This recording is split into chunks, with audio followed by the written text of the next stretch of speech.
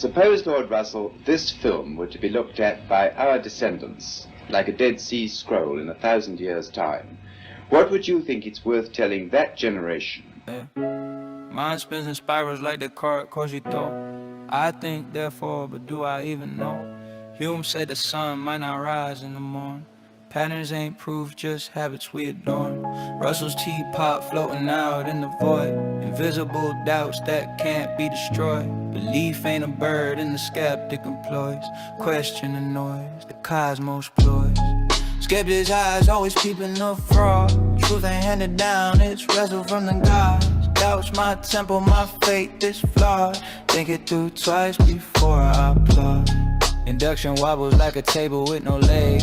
Hume's knife cuts leave certainty begging. A billion white swans, burn black renegade. Shatter the mirror, the cracks cascade. Cogito feels strong, but is it really? Thoughts build castles, clouds act silly. Russell's pot spins in the ether so freely. Prove it exists or the claim's too dreamy. Am I the dreamer or the dream in the show? The car wrestled devils, still didn't know. Faith and senses, they play tricks on a low. Truth's a mirage in a desert of woe.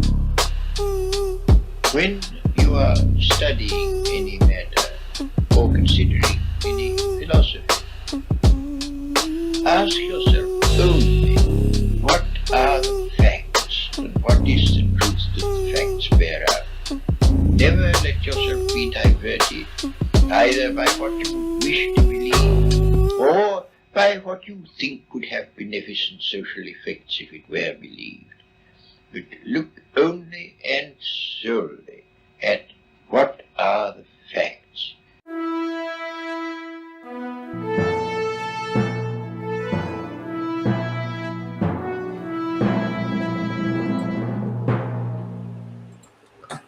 Hello, wonderful people, and thank you for stopping by. I am, as always, your host, Roberto, always with 3 R's or with one, never with two, just like the Trinity, just like the Godhead, rather.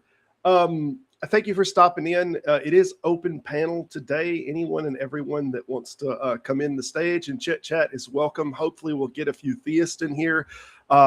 Maybe I should start putting better tags on this subject, as far as putting something in the backboard that questions some theistic beliefs. Maybe I can put something on the screen here. See if maybe that'll stir something up a little better. See if I can change a background.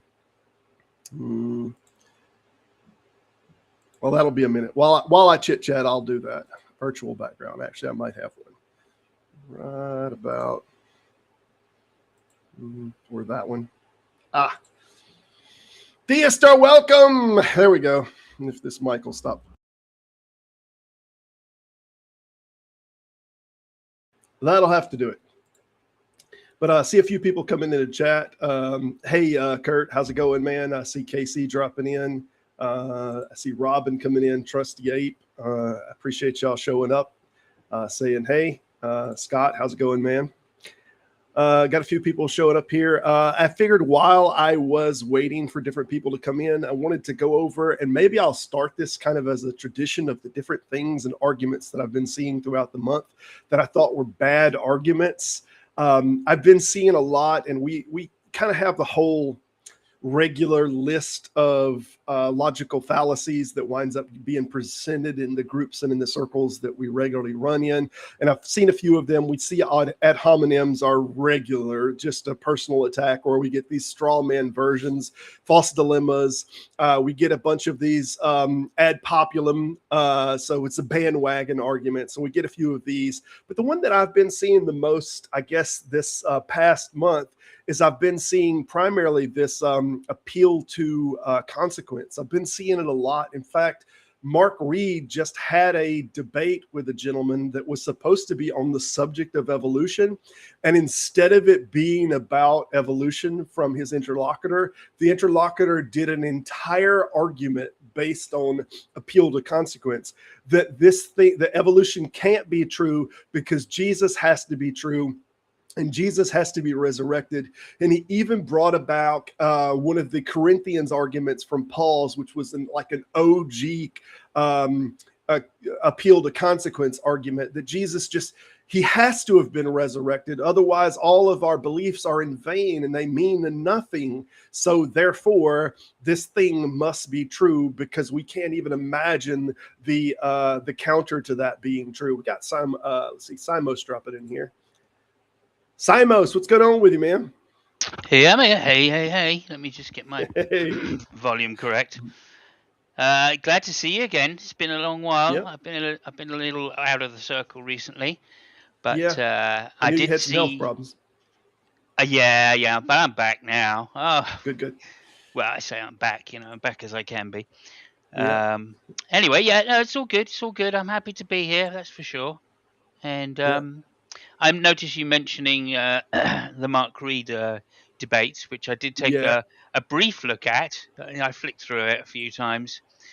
Basically, I listened to the openings and then realized that Brandon spent 30 seconds on the topic, and even that was just to acknowledge the topic rather than to give an argument for it. So I had to laugh.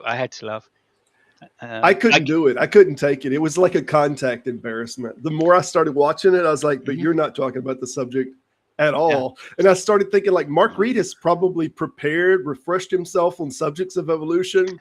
And then I remember typing in there, Mark, I got a feeling that any prep that you've done on this is for no reason whatsoever, because this guy's not going to talk about it at all. I don't think Mark needs to prep on evolution anymore. I think he's had enough debates on it, especially against someone like Brandon. But, like, as soon as you hear someone coming into a debate and they're only preaching, you just got to have a laugh. Hey, my favorite people. How are you guys? Robin, Scott, how's it going, man?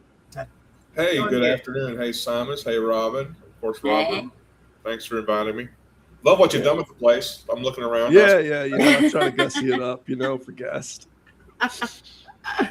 But I've been seeing this happen a lot, and we always run into a little bit of appeal to consequence argument, but I didn't know that somebody's going to come in for an argument about a subject like evolution and then literally make their entire argument a logical fallacy. Like, their entire argument was hinged entirely on appeal to consequence, that if this thing is true, then what Jesus said wasn't true, what the Bible says isn't true, and I'm like, okay, so what? Yeah, I mean, reason debate to rhetoric. When a person flips to rhetoric in their head, then that's when you're going to see these effective fallacies come into play, I think. Yeah, he's also one of the worst apologists you could possibly choose to debate against. I don't know why Mark accepted that. I mean, doing someone a favor, that's for sure. He's probably one practice for some other debate coming up. Yeah, I mean, he's just one of the worst. Like, once you start engaging with him on any topic, I've engaged with him twice. The first time he got very angry and just started over talking, and I'm like, well, whatever, and I let it be. The second time he got really angry, started over talking, so I started getting on his back. Hello, Casey. And then he started threatening me and making threats of physical violence. So I had to shut him down. And then the third time I heard him talking to someone, I just went by someone's, I think it was Missing Mods hangout, and he was doing the same thing. He got angry and started making threats of violence. So I thought, well, I can't let that go. That's too much fun. So I jumped in and just shut him down straight away, overtalked him and shut him down. Just called him a muppet and an idiot and a fat fuck and anything I could come up with. I didn't care. I really didn't care. I just wanted to shut him up because he started threatening someone with violence. Right. And I know that he's a liar, right? I've already caught him out a couple of times when he said, I do this, I do that, I've got this credential. No, you don't. You've got no credentials whatsoever. You live by yourself on a farm somewhere out in the middle of buttfuck nowhere, and you're saying that you do all of this stuff like you're a teacher and all of this bollocks, and no, you're not. So hey, let me give a quick shout out for Clearwaters. If y'all don't know what, I've been hanging out on his channel a little bit. He's had me on his show a few times. And Clearwaters, if you ever want to poke in here, it's open chat. You're welcome to come in and chit chat. But y'all check out Clearwaters. It's a good chat. So did you want to just go over what appeal to consequences? Sure. And I guess to some degree it's appeal to motion, but I wanted to do it, I guess more so as a contrast, because appeal to consequence, as far as like a thing being true, is what do we call it? It's a logical fallacy, but we do appeal to Informal, consequences. Yeah, we do appeal to consequences all the time with an emotional thing, not that's a fact-based thing. So we appeal to someone's consequence about what an outcome might be. So we say, well, don't do that, because you might have this consequence. And then we try to make that consequence resonate with them. But that's in an emotional thing. It's not about like a fact claim. Yeah, because I can just argue, Robert, you don't want to buy that house over there by the lake. It's in a flood zone. What'll happen is it'll rain real hard and your house will get flooded all the time. Right. That's a consequence, but it is. That's logical. That's a physical reality that you can track. I don't want that to happen, and it is it's potentials. It's slightly different than potentials, opposed to things that are already actualized. So if we're saying like we want to believe this thing that we say is already actual or physical or already is historically the case, because if we don't, then it not being true has certain consequences. Well, be damned. Who cares? So the classic example is if it rains outside, it'll be wet. If it's wet outside, it means it's because it's rained, right? And that's the consequence, right? It's wet outside. So but of course, just because it's wet outside doesn't mean it's rained, right? Yeah. There could be other reasons. It could be, a hose or a truck full of water could have spilt its water, and it could be wet for that reason. So it's not necessarily because it's rained. If it's wet outside, it's not necessarily because it's rained. That's an appeal to consequent. Yeah, to some degree. I think that was a slight variation of how we traditionally use it. Oh, is it? We're concerned with the consequence. Therefore, we hold a strong position that can't be the case because we're concerned with the consequence, or we have an affinity against the consequence. I don't know, but I've missed Simon saying water. Yeah. Water. Trusted Ape, what's up, man? Howdy. Hey, I don't know, Restream doesn't like my phone usually, so we'll see if it works. Let me just look up there. Sounds good.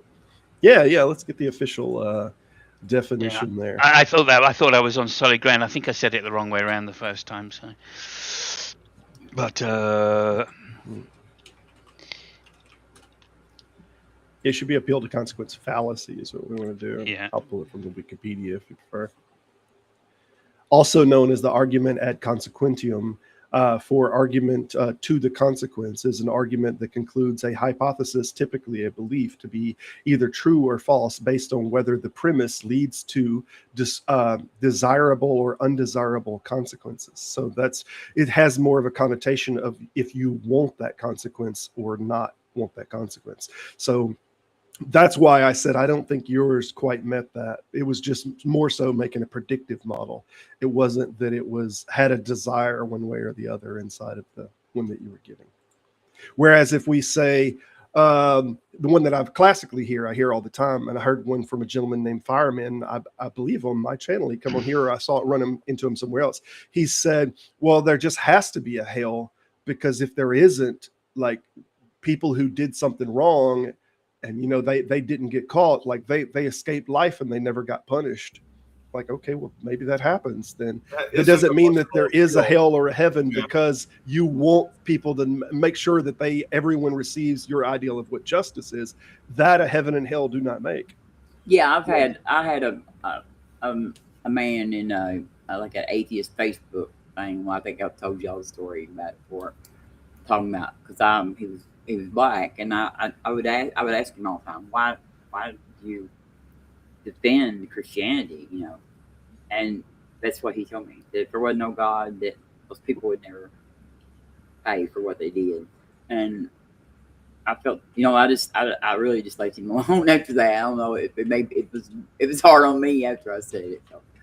But you know what happens when you deal with issues like that, because that is an issue. Okay, we live in a world where people can potentially live their lives and not get punished for the crimes they committed or the people they hurt. I'm sure there's many a Southern boy who has lived to a ripe old age, even though they participated in cross burnings and lynchings and things, because you had a whole culture surrounding you to protect you. And boy, it would be great to know that they're in flames right now, but we don't have that assurance. So something to think about when you're as an atheist or a humanist, and what are you going to do with that? Are you going to become are you going to despair? Are you going to become a cynic? Or is there a way to deal with that reality emotionally, other than just getting drunk or forgetting about it or something? But yeah, I'm not saying it's not a fallacy. I'm just saying that that's a real issue to struggle with. But you're not doing any favors by saying, okay, there's a God and there's a hell and there's McDonald's for everybody in heaven where you don't get fat. And that doesn't help anybody. Yeah. An emotion, a reality does not make. So and it certainly makes reality is. It certainly doesn't motivate you, or at least encourage you to get involved in social justice. I'm not saying there aren't any Christians who won't get involved in social justice. I'm just saying, if you're going to despair about it, if you're dealing with that reality and you don't want to appeal to consequences or dream up a heaven or a hell for them, that's something that can motivate you to get involved. Is to do what you can now to support justice. Yeah, because if you when you realize that there's no justice, without us, it kind of makes you, being interested in making sure that it's done. I mean, I wouldn't wish hell on probably even Mustache Man, an eternity. Maybe a few years though wouldn't be too bad. But, the more I think about it, an eternity, an infinite amount of punishment for that finite crime is, even though he had a huge finite crime, still. So my racist papa lived to be a very old man. So Yep.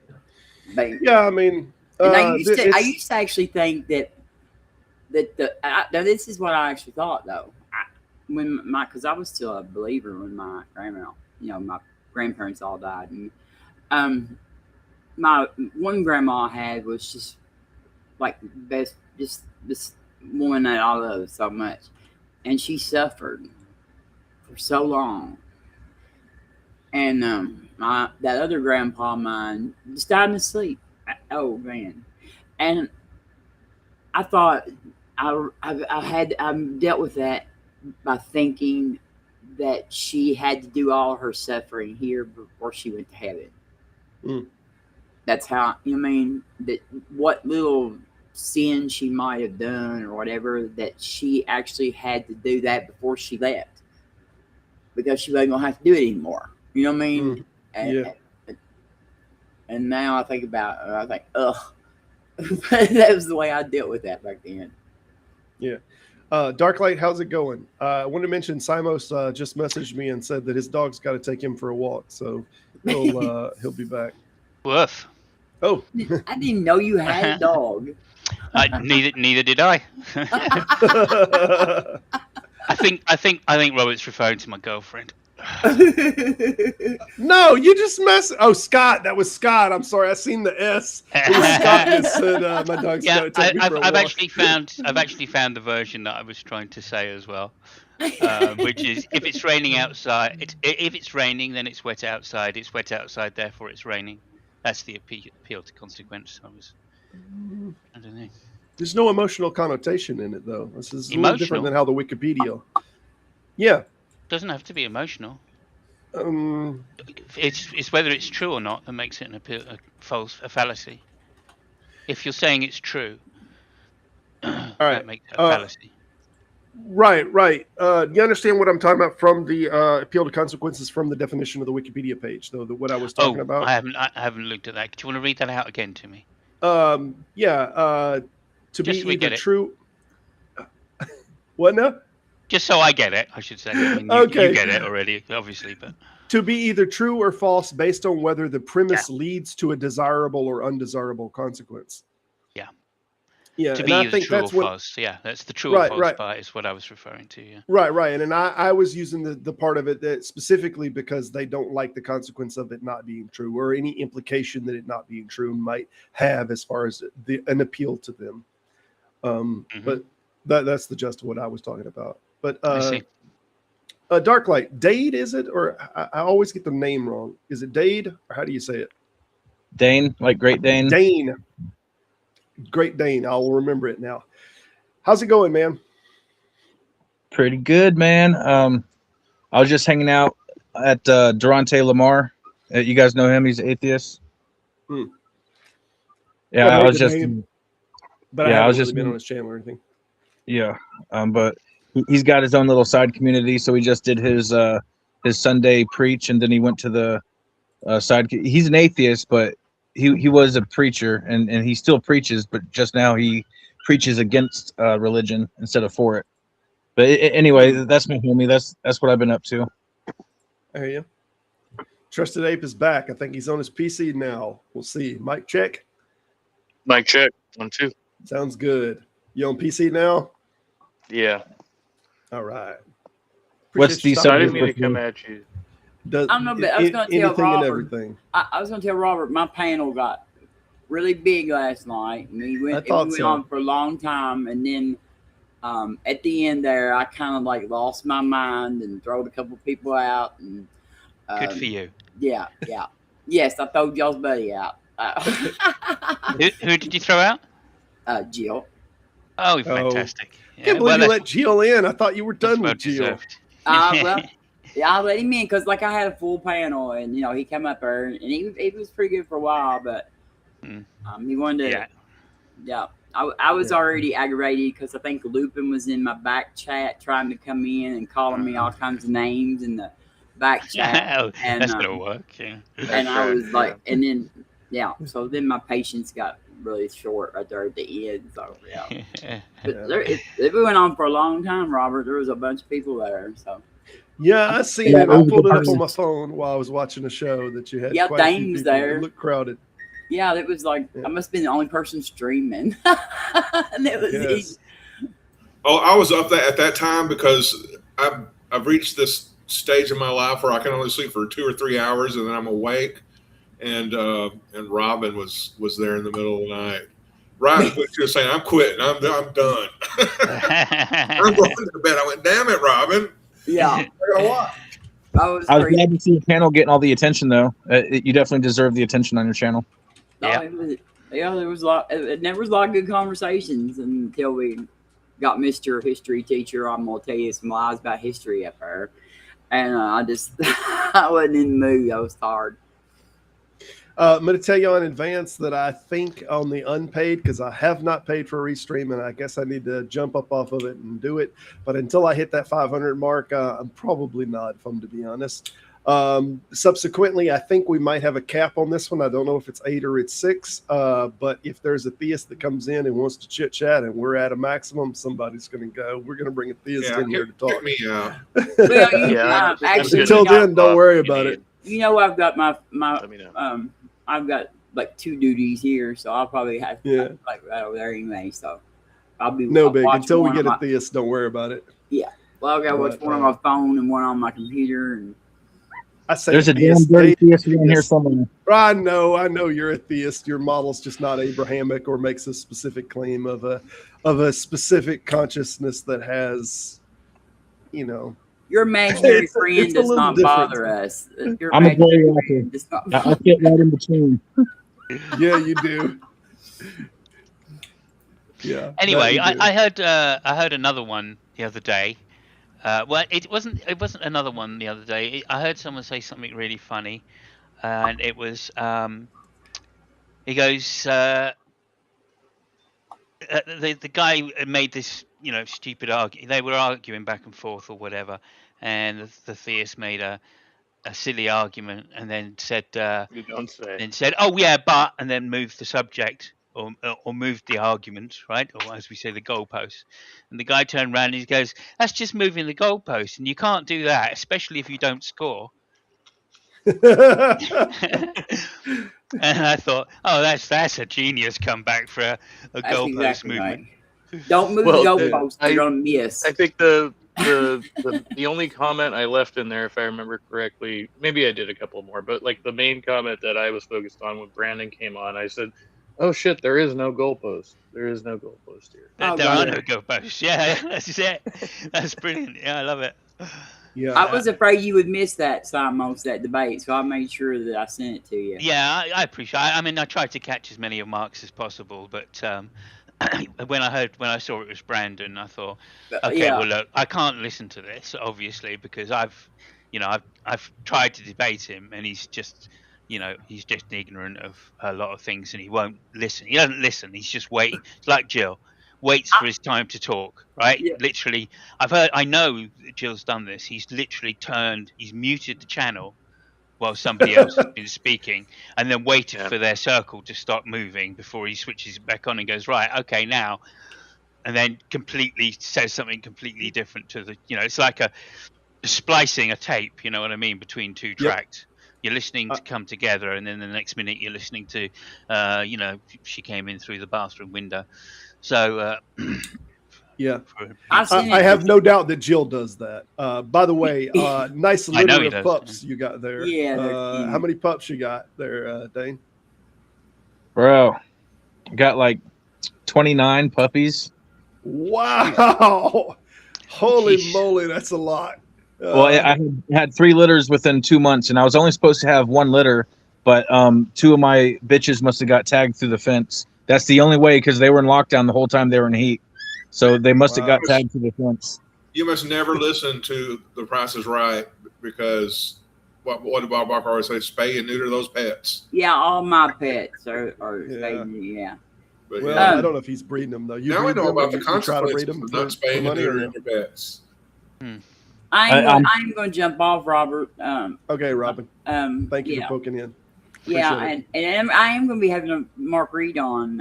I've got a debate coming up with him for with somebody else. But I gotta bend somewhere because I think it's too much for me to ask Mark to bend. We talked about him coming on with me, but the problem is like right now when we start the show at 3:00 is like 4:00 in the morning for him. Yes. Yeah. So if I would do it a little later in the day or earlier, we might be able to, in the morning, do a morning stream or do one later in the day. But this is super inconvenient for him this time. Yeah, this is But I've got he's gonna be Brody. Do you remember Brody?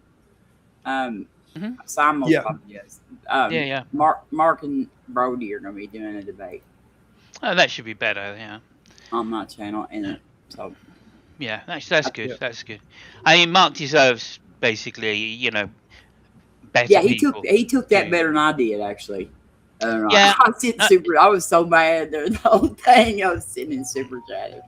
Yeah, I mean, if I was Mark, I would have literally spent 30 seconds of my rebuttal going, well, you didn't say anything, so I've got nothing to rebut. I know. You obviously are an idiot, and Mark was so nice. So we are done. Nothing to do with evolution. Mark was so nice. Yeah. Oh, he really was. Because like he actually, that as Brandon was preaching to him, right? Which is, let's face it, it's it's a ridiculous thing to do to an atheist in a debate. Yeah. He was literally taking notes. He was still taking notes. Yeah, That's how generous. That's how generous a debater Mark is. No, they did that nice. Yeah. Like I said in super chat about that. I was like, it is so rude to preach to a captive audience. You know what I mean? Like nobody, like you've got us here watching this, and you're preaching at us. But yeah, he tried to do it to me, and I just started making Jesus jokes. They feel they have a total license to do it in any situation. Yes. Yeah. Always have a book of just a little list of Jesus jokes. So when they start saying, "Oh well, the Lord will take care of it," he goes, "Yeah, certainly," and then you just snap back with a Jesus. I won't start with my Jesus jokes because I'm sure that nobody's interested in that. But I could always take one or two. Yeah. He Oh, okay. threw in some money bags and Turn the other cheek, bro. It'll be all right. Yeah. Turn the other cheek and put some Vaseline on it. All right. Well, I love y'all. I'll be out in chat or something. Love All you, right, Rob. Rob. Appreciate it. Take care. All right, bye. Okay, is this a joke? How is that rude? The Bible tells us to preach. No, you have a license to preach at your church or maybe at a funeral if a family wants you to. You don't really have a license to preach in the aisle of an airplane where people are trying to get off and go on to their destination. There are social situations, and you need to follow them. So I agree, and the social situation not to do that in is when you're in a debate and there's a topic. Yeah, you've agreed to have an interlocutor that you're going to talk about a specific topic, and that's the topic y'all are talking about, and instead you're going to not talk about the topic whatsoever and say, well, we know that thing can't be true, because if that thing is true, then what Jesus said wasn't true, therefore it's not true, and it's just ridiculous. That's also a sign of weakness. Yeah, this is like what Wilson did to Matt Dillahunty when he famously rage quit when he started preemptively targeting his partner, and they never even got into the subject matter. That was deplorable. Yes, we have somebody in the chat who doesn't really believe in boundaries. Maybe you want to invite them on to talk? Yeah, come on in. NFL if you're interested in talking. Nobody here bites, and if they even start to nibble a little, I'll get the stick out. So don't worry about it. Come on in. We'd love to talk to you.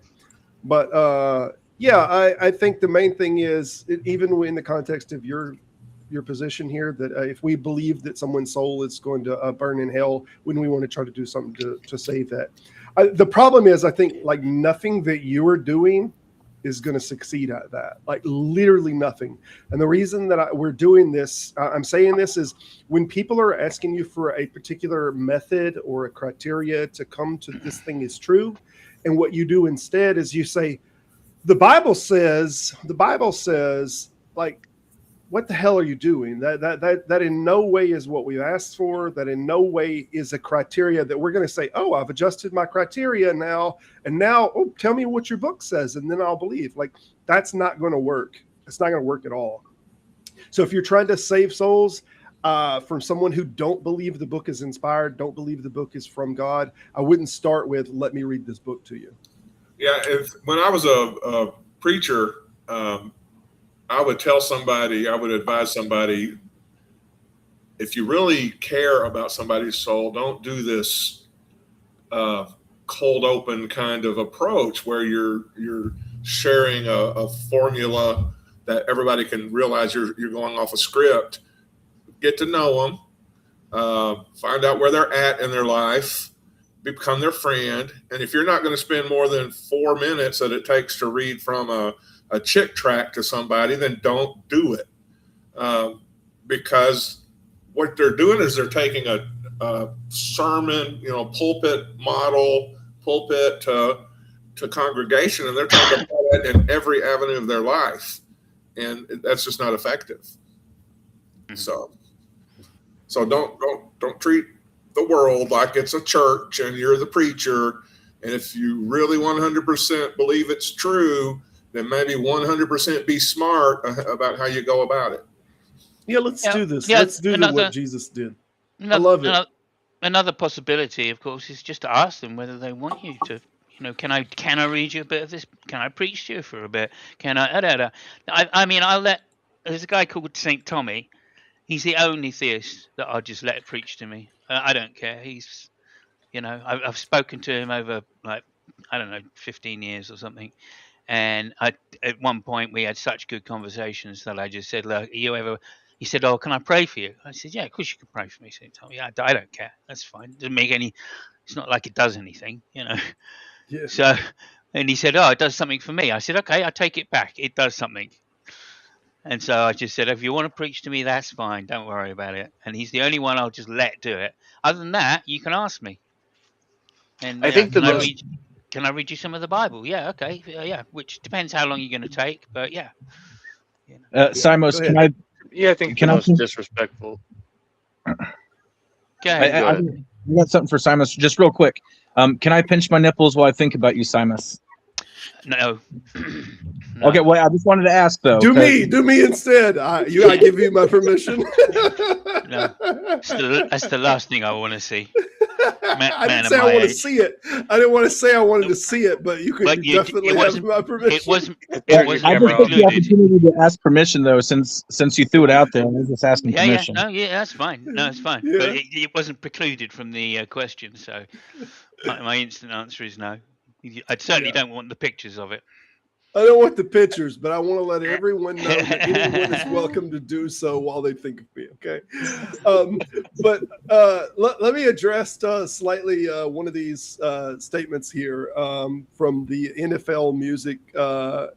Did Jesus preach everywhere or just in churches? Well, if you're going to use what Jesus did in the book, in the text, we're going to assume these texts are right for this conversation, that he actually did these things.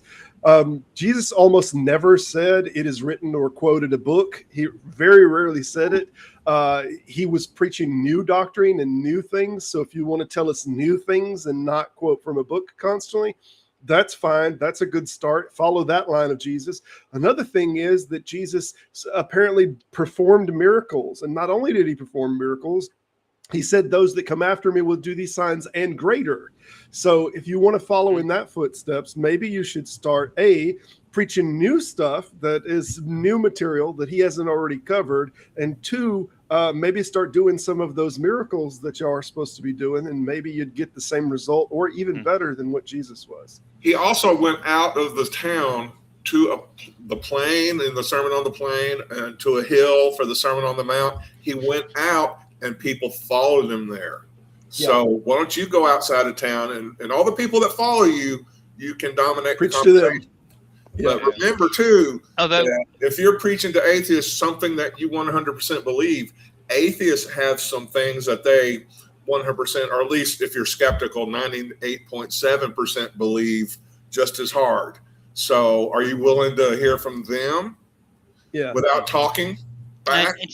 and to be fair as well, though, I think Jesus was correct because some of the people that followed him have made pretty big signs.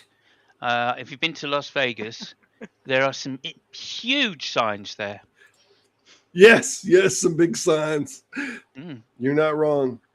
We perform miracles all the time. We gotta figure out who this guy is, see if he's got a show, see if he's in Apparently he's a football guy. I mean, that's what I get. Yeah. Perform miracles all the time. Okay. I'm not sure that word means what you think it means. But are we talking about miracles that are at the level of what's being described by Jesus and greater? I mean, any of you walked on water as of late, turned water into wine, raised the dead? How about that? I think the last miracle, the last miracle I performed was by the Foo Fighters. It's a pretty good song. Nice. Thank you. I find it amusing how. Sorry. I was Go thinking the most disrespectful thing to me is when a Christian will accuse you of not knowing the Bible, and they'll pull up some generic passage and they'll say, "Oh, you've never heard this one." It's like, of course we have. We've heard it 1,000 times. It's still not convincing, and then you got to go over it with. Well, I think the best example is from Walmart. Every time I go to Walmart, there's a guy there from Spectrum, Wi-Fi, cable, internet, whatever, and he'll come up and approach me and go, "Can I talk to you for a minute about blah?" And I'll go, "I already have Spectrum." Or if it's not Spectrum, I'll go, "I'm not interested. Thank you. Goodbye." It's that easy, and that's what we're talking about with boundaries. But here's this comment of same individual. Y'all talk about atheists everywhere. Why can't I talk about Jesus? Gentlemen, because because Robin left, we are an all-male panel. Do you get to talk about atheism everywhere? No, nor do I want to. Nor do I want to. Nor do I have any interest about in atheism. I keep my mouth shut because I know, Well, it's just because it doesn't apply to virtually anything I do in my real life. Anything. I mean, I don't talk about it at work. I don't talk about it it's anywhere but on this channel. it's one of those it's one of those straw men that the theist likes to do, right? It's, oh well, atheism is a type of faith or it's a religion. No, And in the middle of it's a lack of faith. Yeah, It's a lack of religion. That's what that is. It answers one question, and that question never comes up in real life because, of course, when we talk about things, our worldviews, right? Our worldview is not that we're atheists necessarily, right? It's that because that's not a positive state of mind. That's not a positive thing that we can action, right? Yeah. It means nothing. So the only time I ever get to talk about it is when a theist comes up to me and goes, "Oh, can I talk to you about Jesus?" And then I politely, normally, say, "Oh, not today, thank you. I've had enough of this. I've had enough Jesus in my lifetime, so thank you very much." But no. And in the middle of bumfuck Texas, you have to read the room. Yeah, you're exactly. surrounded. You don't get this freedom to talk atheism all over our land of the free because Christian nationalism and fundamentalism and we have license to do everything everywhere. Attitude is very prevalent. But I mean, I have helped theists at times in real life. Sure. I remember 2 Mormons knocking on my door when I used to live in somewhere slightly different to this. 2 Mormons in January in Britain. 2 Mormons knocked on my door. We lost Dave. And I thought, okay, well, let's see. I didn't know. I thought Mormons in Britain. That's amazing. So they said, "Oh, can we talk to you about our Lord Jesus Christ?" And I said, "Yeah, okay, if you want." So I stood on the doorstep listening to them. In January, like I say, it was late in the evening. It was getting darker and started snowing. And I thought, okay, yeah, let's help them out because they were only wearing these thin suits, obviously from America. And so I thought, let's help them out. Let's see how dedicated they are to talking about Jesus. So I was just inside, nice and warm, of course. They were on the doorstep, and so I have left them out there for about an hour or so and waited for them to finish talking about Jesus. And they said, "Oh, are you interested at all?" And I went, "No, I'm an atheist." And then they went, "Oh, right, okay. So you're not interested in being a Mormon? Can I leave you with some literature?" And I went, "No. I'm an atheist." So, and they carried on trying to persuade me to take the literature for another 15 minutes. By this time, one of them was just completely shivering. And I thought, you don't understand how much I'm testing your faith. You don't understand. I am doing God's work for you. Exactly. Yes.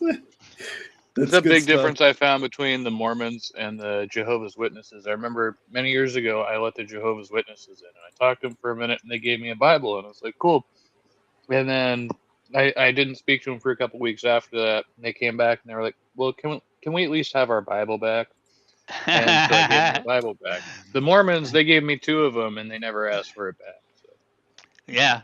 Well, they wanted to give me something. It wasn't a Bible. It was just a leaflet with a web address on it, And I was like, okay, whatever, but no thanks. Ryan, I think his position is rather harmless for the most part. I think he's aware that it's a non-falsifiable position. But yeah, it's a little weird for me to hold positions that are non-falsifiable like at all.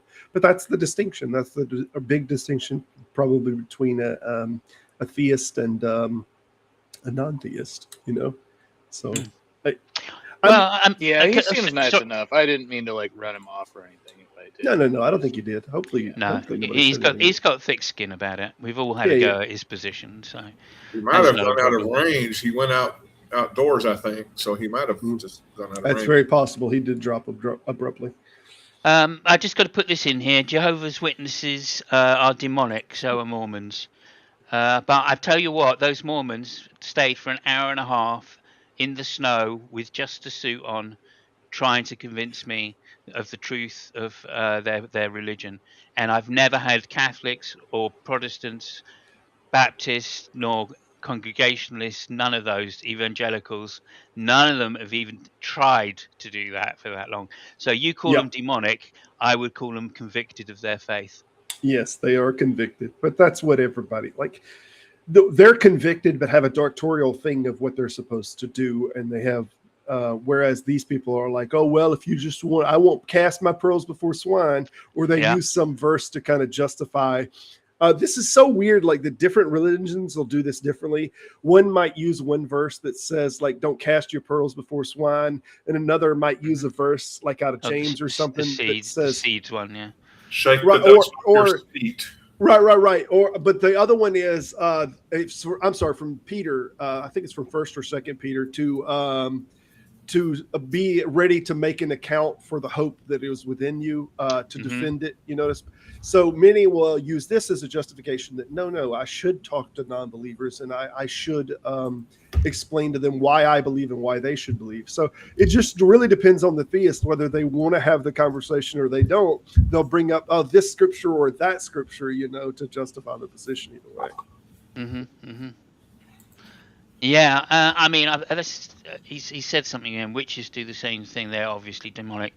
Hey, look, you can be as sexist as you want or misogynistic as you want, but I don't find it that way. Ryan, I feel you sometimes. I just don't feel like I need to go after their throat all the time. I think that I've talked to them enough and told them that I don't think it's based. I don't think that it has falsifiability. I don't think that the terminologies have a distinction. Like the people that say, oh, the universe, we are God, we are the universe kind of thing. Like there's no distinction in the terminology, right? So I've addressed this many times. And the people understand that, and to some degree they've made concessions that they're aware that it has this limitation in the vocabulary, or it has the limitation on non-falsifiability, and then we've kind of just reached some kind of equilibrium that I'm not like, okay, let me go after your throat more. And some of that maybe not everybody on camera has seen that those things have already taken place. Well, yeah, that's true, but also, what's the point? I mean, you literally just have to say, look, it's unfalsifiable, and by that, I can either use Hitchens' razor, maybe if I think that that's a thing, or you could just use Occam's razor, just to say, well, look, it's a much simpler explanation to say that there is no God than to say there is a God, because of the general definition, which is agreed by 90% of the people on the planet about what God means. I mean, pantheist is just an agnostic position as far as I'm concerned. At best, same as dualism. It's just there's no proof of it. It's unfalsifiable, so just best to be agnostic and get on with their life. Yes, as native atheists mentioned, by the way, get in there and make your case, stand up for Jesus. But I wanted to say yes to this comment that was here. We're not God, Jesus is God. I agree with your first sentiment. However, I want to say, I think we're demonstrably closer to being God than Jesus is being God because we're alive. So there's that. I was just wondering, so I think we're closer at least. What football team do you think Jesus is rooting for this year? Good question. Let me just see. Holy snap! Judaism is demonic. Holy snap! Okay, well, look. Yeah, absolutely. You can tell he's I guess he's an evangelical then, isn't he? If you think so. He said Judaism is also demonic. So apparently Judaism hates Naomi and Ashley Judd. Fair, that's fair. And who can hate Winona? But maybe they do. Maybe they do. Is this guy a troll? I was thinking Judd Nelson, but yeah. Yeah, it looks like it. Otherwise, he would come in. I think he would come in if he was. Hot take. Okay. Oh, but B.S. Lewis has been slaying recently. Oh my God, some of his shorts have been fucking hilarious. Yeah. He has stepped up to a new level. I'll say that. I remember having the conversation with him about one of the videos, and I was like, "This is too good for your quality of stuff." It was almost like insulting, but I was meaning, no, you have definitely stepped up a level. But Jesus would root the Cowboys. Interesting. Yeah. I'm sure there's a lot of the fellas like cowboys. Has Jesus gotten Right. Tony Romo out of that DUI yet? I've seen the film. I've seen the film. Was it Brokeback Mountain? Yeah. He's given out evidence for Jesus. Okay, I'm waiting. I on haven't that seen one. any evidence. I've seen. I don't know what he calls it. I've seen. Well- What do they call it? Assertions. Well, But I don't know. I haven't mean, seen the evidence. no, I've seen plenty of evidence. Every tree I walk past is evidence. You know, just grab a couple of nails and well, Okay. just grab a couple of nails and you can have your own crucifixion. That's got to be some kind of evidence. Evidence. Are we well, going to actually get back to talking about fallacies? No, it doesn't matter to me. Wherever Okay, y'all want to go. because with I did that. have He a wasn't question. talking about fallacies at all. I did have a question earlier, and I just was wondering if in your conversations or observations of conversations,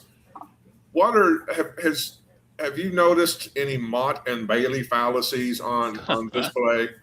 Because I think I spotted one the other day, but I wasn't sure of myself, and I don't want these contrived examples because, it's just unless they make that contrived example, I'm not going to spot it. Well, let me say in advance, I'm not sure that Mott and Bailey is a fallacy as much as it is a tactic. Okay. It's similar to like a Gish Gallop tactic.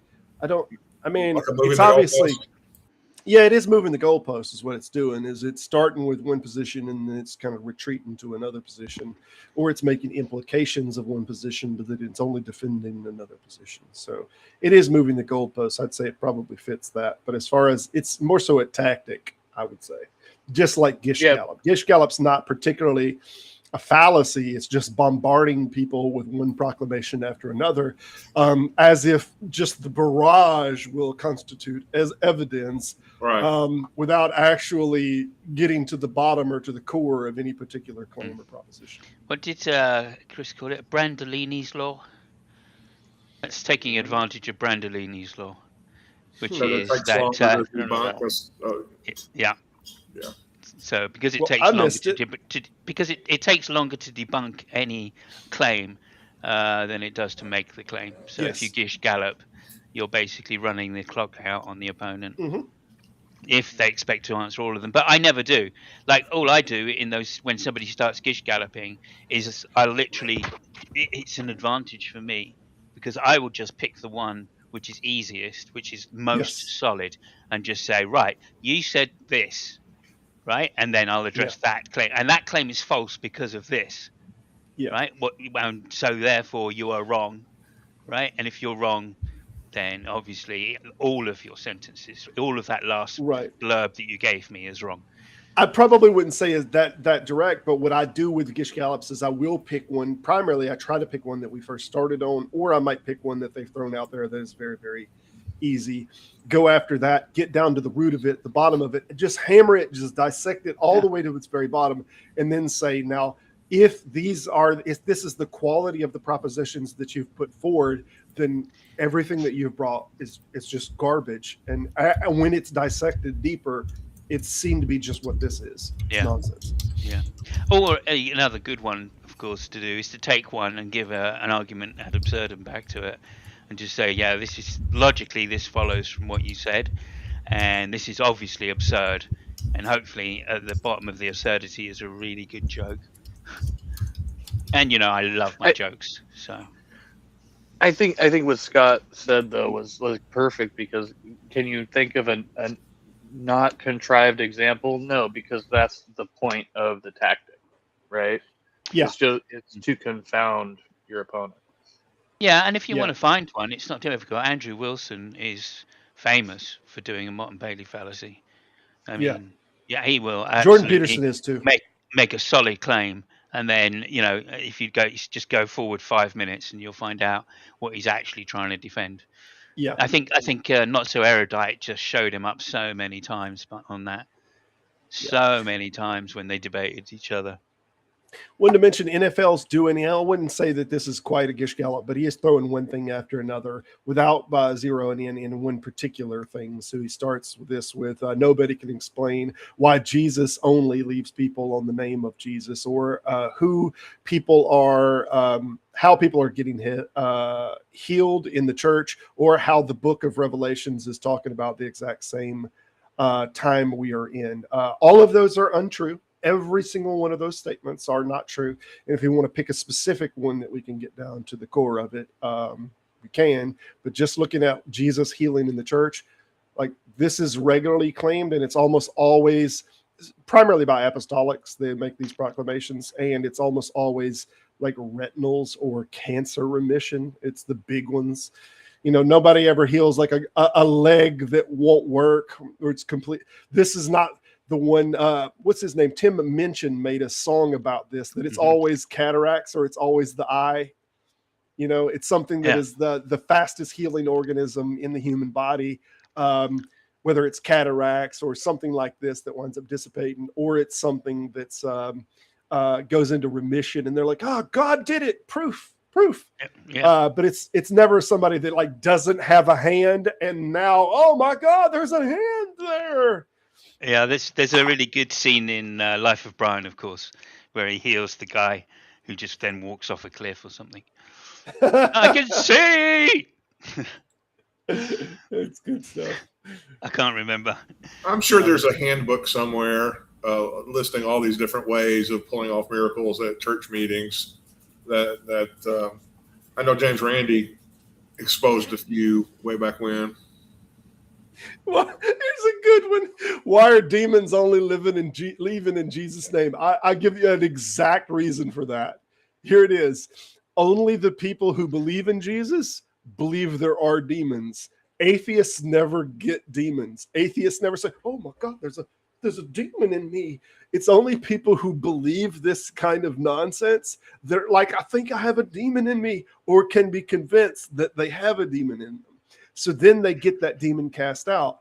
And in the same way, if I was in a particular group that was particularly vulnerable to a particular ideal, like pixies, let's say I'm in a religious group that thinks pixies come into my spirit and they corrupt me.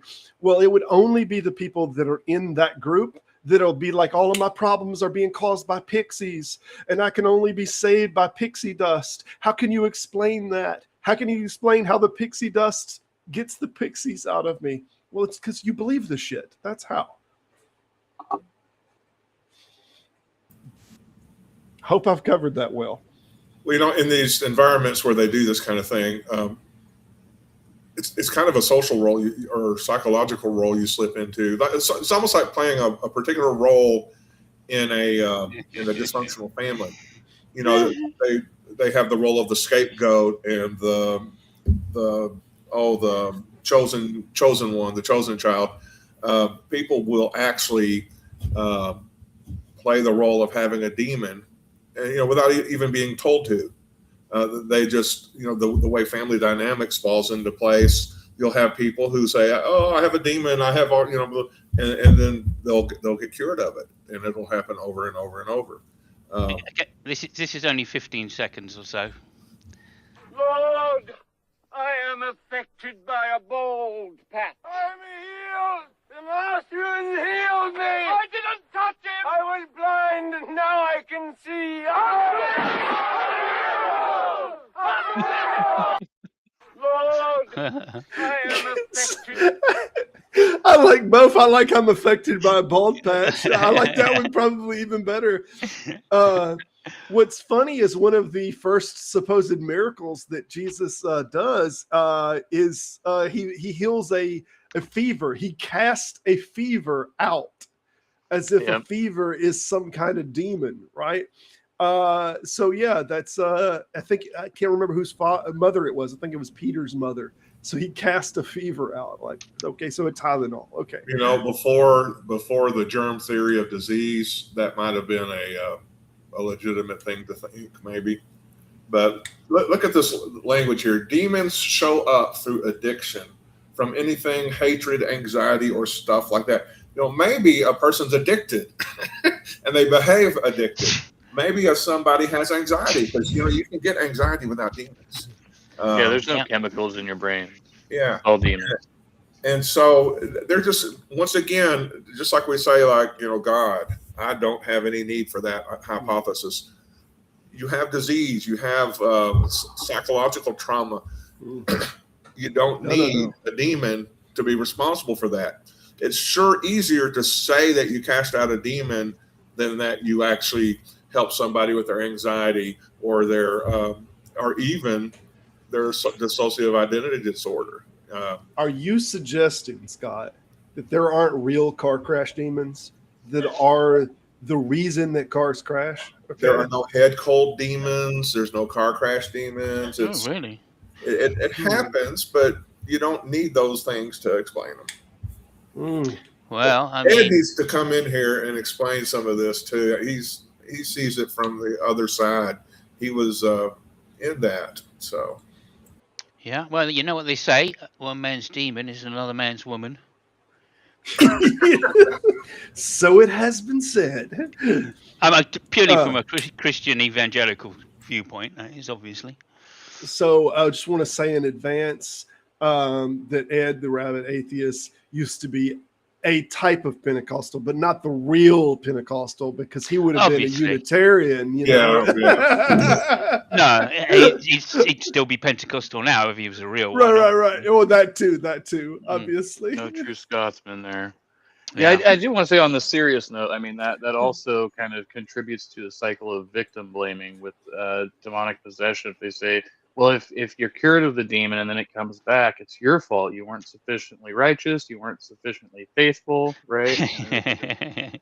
Keep on blaming the person. Yeah, because there's like a whole onion layer of excuses, blaming, things that aren't in their scripture even that they put. There's lore out there about demons and stuff. So not only are you having to feel, take in all those things scripture might say about a demon or something, you have to listen to all this traditional lore about demons that has developed in Pentecostal or charismatic circles over time.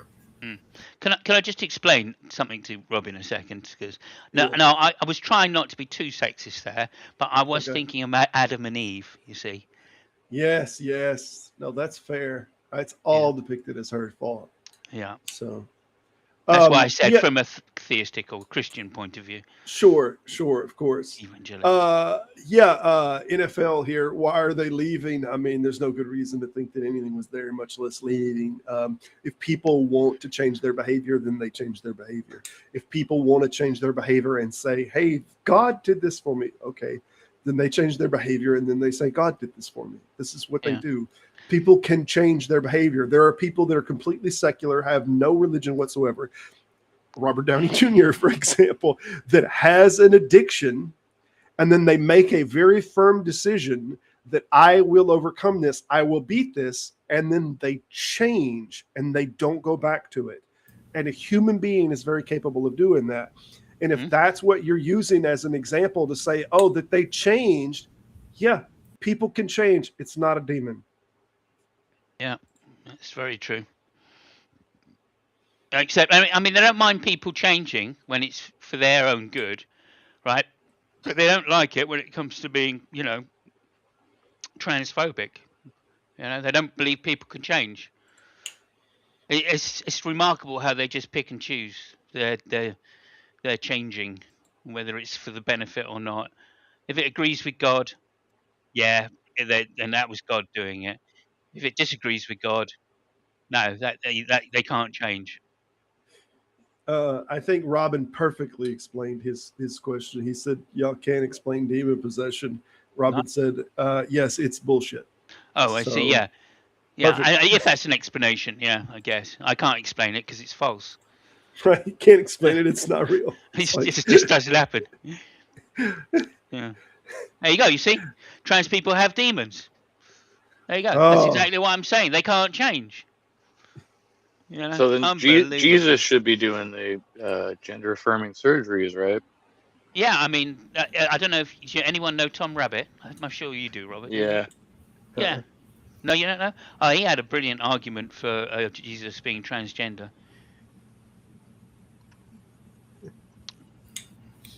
What was it? I can't remember what it was now. You had a brilliant one, but you don't remember what it is. Well, it was 2 or 3 years ago or something. But Tom Rabbit You comes up with fucking these. tease. He always comes up with these great arguments. You know, unusual Okay. ones. I can go back and Yeah. find it, but it's, you know, whatever.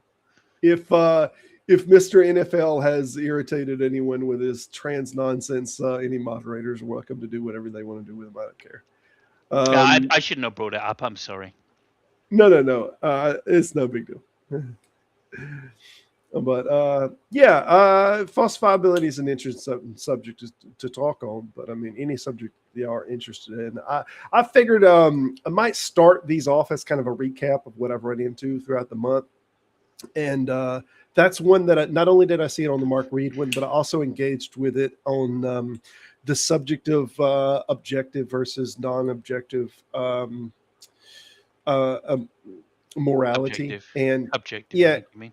yeah, objective versus subjective morality. And there seemed to be, in the conversation that I was particularly involved in, a particular affinity for it's better or has more value if it's objective, and if it's subjective, then it's bad. If it's not good. And I got the sense of like an appeal to consequences for a particular connotation. And it was like, I feel like people sometimes argue, particularly the objective side, because they feel like if it's not objective, that something's lost, that some value is lost. And whenever I see that, I can't help but think, like, whether you have a particular affinity for it, or you like it, or you have more of a value in it being objective, it does not make. Yeah, I mean, also, like, you know, I find that there's an equivocation that goes on when the Christian uses the word objective, right? Because they want to say that it's grounded in God, right? And yet they want that to be the explanation, because they can't accept that other people can't have an explanation. Yeah. Right. So, and that's not what a grounding is, as we discussed in our little thing, right? So when we say objective, we just mean it's something that points to or gives value to particular propositions being true or false. I mean, that's literally the simplest explanation. There are other explanations. There's a list of 5 or so, isn't there, of things that grounding could possibly be, because it's a fairly vague word. But when the theist uses grounding, they're saying, well, because God is omnipotent and omniscient, that's the explanation as to why something is grounded in God. Therefore, God exists. That's what they want to do. You know, they want to say, look, morals are objective, therefore their God exists. Right? Which would mean it's an explanation, not just something that gives it value. So I do think that there's an equivocation going on between the way atheists use the word objective, or philosophers use the word objective, and a theist uses the word objective. And that's quite important, because they rely on that misunderstanding to dismiss or call arbitrary any subjective understanding of morals. I think there's another fallacy snuck in there too, because when they say something is objective in terms of like independent of mind, you would have no way to assess the proposition without a mind. So it all comes back to subjective. Well, I mean, as I say, you can redefine, define the word objective. If you think that something is objective, if it's grounded in something external to the mind, right, then you might think that that's enough to say that morals are objective in that sense. But of course, when we talk about individual cases, then yes, they come through the mind and reasoning, in which case they are stance dependent. But that doesn't thank mean you, that Robin, doesn't. for taking care of that. I appreciate it. Yeah. I might, if he comes back and he does more of that, particularly because that was like he called someone transgender for arguing with him or suggesting that he should be kicked, which is just nonsense. Yeah, I never ban anybody, but I don't know, that one's pushing it. Hey, I wanted to mention something here on the verse that I have in the front of you, though. Let's see, I'm going to pull it verse 14. This was from 1 Corinthians 15, starting in verse 14. And this is kind of what I'm talking about whenever I talk about appeal to consequences. And this is Paul speaking. And if Christ has not been raised, then our proclamation is in vain and our faith is in vain. We are even found to be misrepresenting God, because we testified of God that he raised Christ, whom did not raise, if it is true that the dead are not raised. For if the dead are not raised, then Christ has not been raised. If Christ has not been raised, your faith is futile and you are still in your sins. This is the kind of appeal.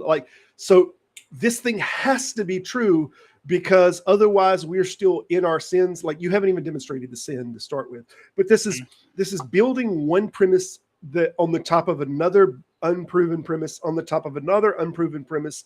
And now it's trying to stabilize the cards of premises, saying, well, but if these things aren't true throughout this chain, then like it's all for nothing, and it's just a total waste of time. And that does not make it true. Like it could be that it's all for nothing, and that the Jesus character wasn't true. It could all be that the Jesus character was true, but wasn't resurrected. So he's doubling down on this for apparently emotional reasons, that it just has to be true that Jesus resurrected. And I want to point out that as far as scholarship is concerned, this is the oldest known text of Jesus's supposed resurrection, which was from Paul, which predates Mark, predates all of the writings. So this might be the very first time we have it from literature, was from Corinthians mentioning the resurrection, and he's doing it with but it has to be true. But then also there's some question marks over whether this is an addendum added to Paul's writing. It's not written by Paul, in other words. I was distracted, but this whole passage has always kind of hit me strange, even when I was a Christian, because you could always say, okay, well, only Christ was resurrected, but there's not going to be a resurrection of the dead, and so it's flawed. It seems like it's leaving a possibility out. Well, I want to tell you why I think you're onto something, but here's why he wanted to do it that way. Because his idea was that we will all be resurrected. Yeah. And that if Jesus was not resurrected, then our new birth and our new resurrection, that it's not going to happen. Right. So he used the term somewhere in there that he was the first. The first suggested, right, that we were all going to wind up being resurrected, but that if Jesus wasn't resurrected, then we're not going to be. Yeah. Right. So that was kind of why he doubled down on that one. The strange thing is, though, in Judaism, at least some segments of Judaism, they believed in a resurrection and had no idea that there had to be one particular person be resurrected, so everybody could know that they're going to get resurrected. They just believed it because that was their interpretation of the Bible. So, even that whole thing with Paul is just unnecessary. But he was trying to be persuasive. Yeah, he definitely trying to be persuasive. Well, yeah, it's also what I find. One of the things I find with Paul as well is that he's desperate to come off as some kind of philosopher because he's hanging around with the Greeks. I think. Let me stop you for 1 second, because Trusted Ape's about to bail. Trusted Ape, appreciate it, man. Y'all go check out Trusted Ape's channel. He just messaged me on there. Anything you want to say before you go, Trusted? Yeah, go ahead. Oh no, just thanks for having me. Appreciate the conversation. I'll still be listening. It's great. Nice appreciate you nice to stopping see by. you in chat. Nice to see you in chat, man. I haven't heard Have a good one, man. for a while. Yeah, so I just think that Paul's desperate to come across as an intelligent man, and he does nothing but not come off. He comes off as adult, certainly when it comes to Greek philosophy, right? Like he says, I think he was one of the ones that is responsible for Titans 1 or something like that. Letter to the Titans, I don't know. Titus, thank you. Yeah. Where he says, a Cretan came to me and said all Cretans are liars, and I believe him. I mean, just fucking idiot. What an idiot. Well, talk about misunderstanding Greek philosophy. Well, I don't know. I got bigger beefs with like his story of seeing Jesus than I do with anything he wrote. With Acts, like the way that Acts reads out is, first of all, that he fell off of his horse. And then after that, he apparently hurt his head so bad that he went blind for a few weeks, right? But while all of this was going on, like he saw Jesus. Yeah. So he had a serious head wound to the degree that he couldn't see for a significant period of time. And during this, he saw Jesus, and everybody's like, oh, yep, sounds legitimate. No, dude had a serious head wound, even by the text. And this is when he saw Jesus. And in addition to that, I don't like that they use the same terminology from the Dionysus play, where it says, why kickest thou against the pricks? That you're fighting against the will of Dionysus from the Dionysian play. It looks like whoever wrote Acts like used that straight up from Dionysus play, that they used that whole sentence structure from Dionysus. So, and I think that was a very influential Greek thing at the time. So it probably was ripped off from another religion. It's really interesting. I was listening to History Valley or maybe Myth Vision the other day, and they were talking about how they had a scholar on there was talking about how Luke was actually wrote Acts to kind of correct Paul. And they pointed out you never really see any reference to falling off the horse or seeing a vision of Jesus or whatever in Paul's letters. He never talks about that. He does say he didn't see, it was blinding light. That's all he references, isn't it? So there's obviously were splits in the early church, and when they wrote the Gospels and Acts, they were trying to say something about the other guy, that the guy who wrote this first, Mark, was wrong, and I'm going to make it better. I'm going to tell the story better so that you can know my truth, which is the truth about Jesus. And Paul was part of that controversy, and they were trying to correct for Paul, and yet, I guess, advance him as some sort of hero as well. But they wanted it to be their version of Paul, not the version of Paul that he admits himself in his own letters that are found to be authentic. I think he must have been fairly divisive back in his day, because like it was. I mean, it comes across to me as a narcissist. Right, that's that very controlling person. He's writing to just about every church he can think of to say something and how to correct them.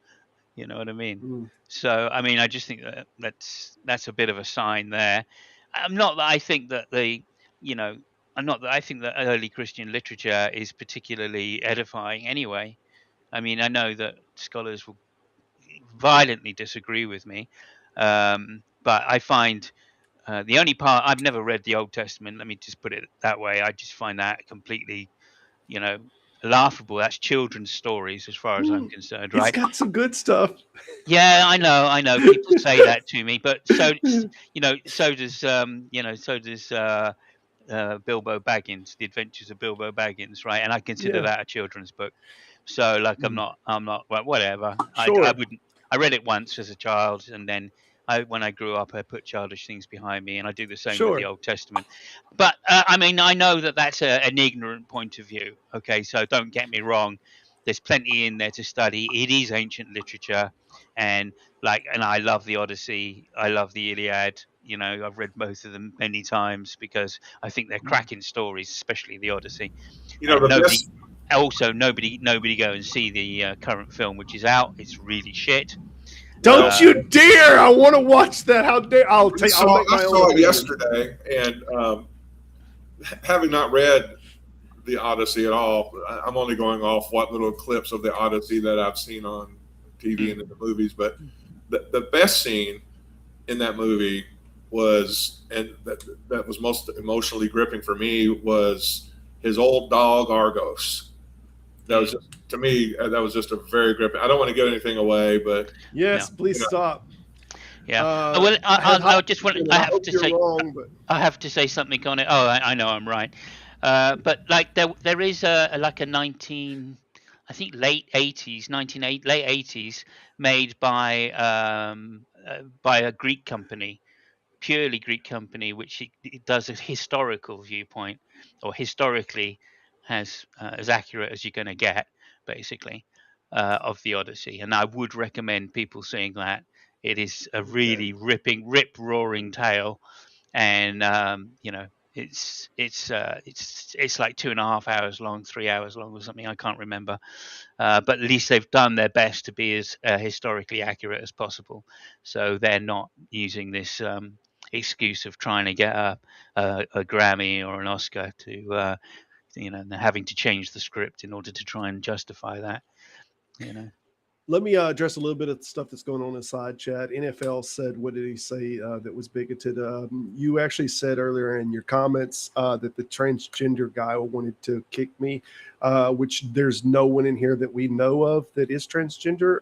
And you simply, someone said you should be kicked, and then you called them transgender just because you didn't like that they wanted to kick you over this. So you've got some bullshit with you. That's what's going on. And if anybody wants to kick you again, have at it. And if you want to just keep naming somebody's videos as evidence, that's not evidence in itself. If you want to come and explain what their videos are saying, we might listen. We might just otherwise. If you're not, you're just now spamming. So you will get kicked for spamming as well, by the way. Yeah. Hey, Silas, I have a question for you. Yeah. Regarding the Odyssey. Now, there was a mini series in the 90s. I can't remember the guy who played Odysseus. I can't remember his name. Richard Chamberlain, was it? That one. Was it Richard Chamberlain? No, not. I can't remember.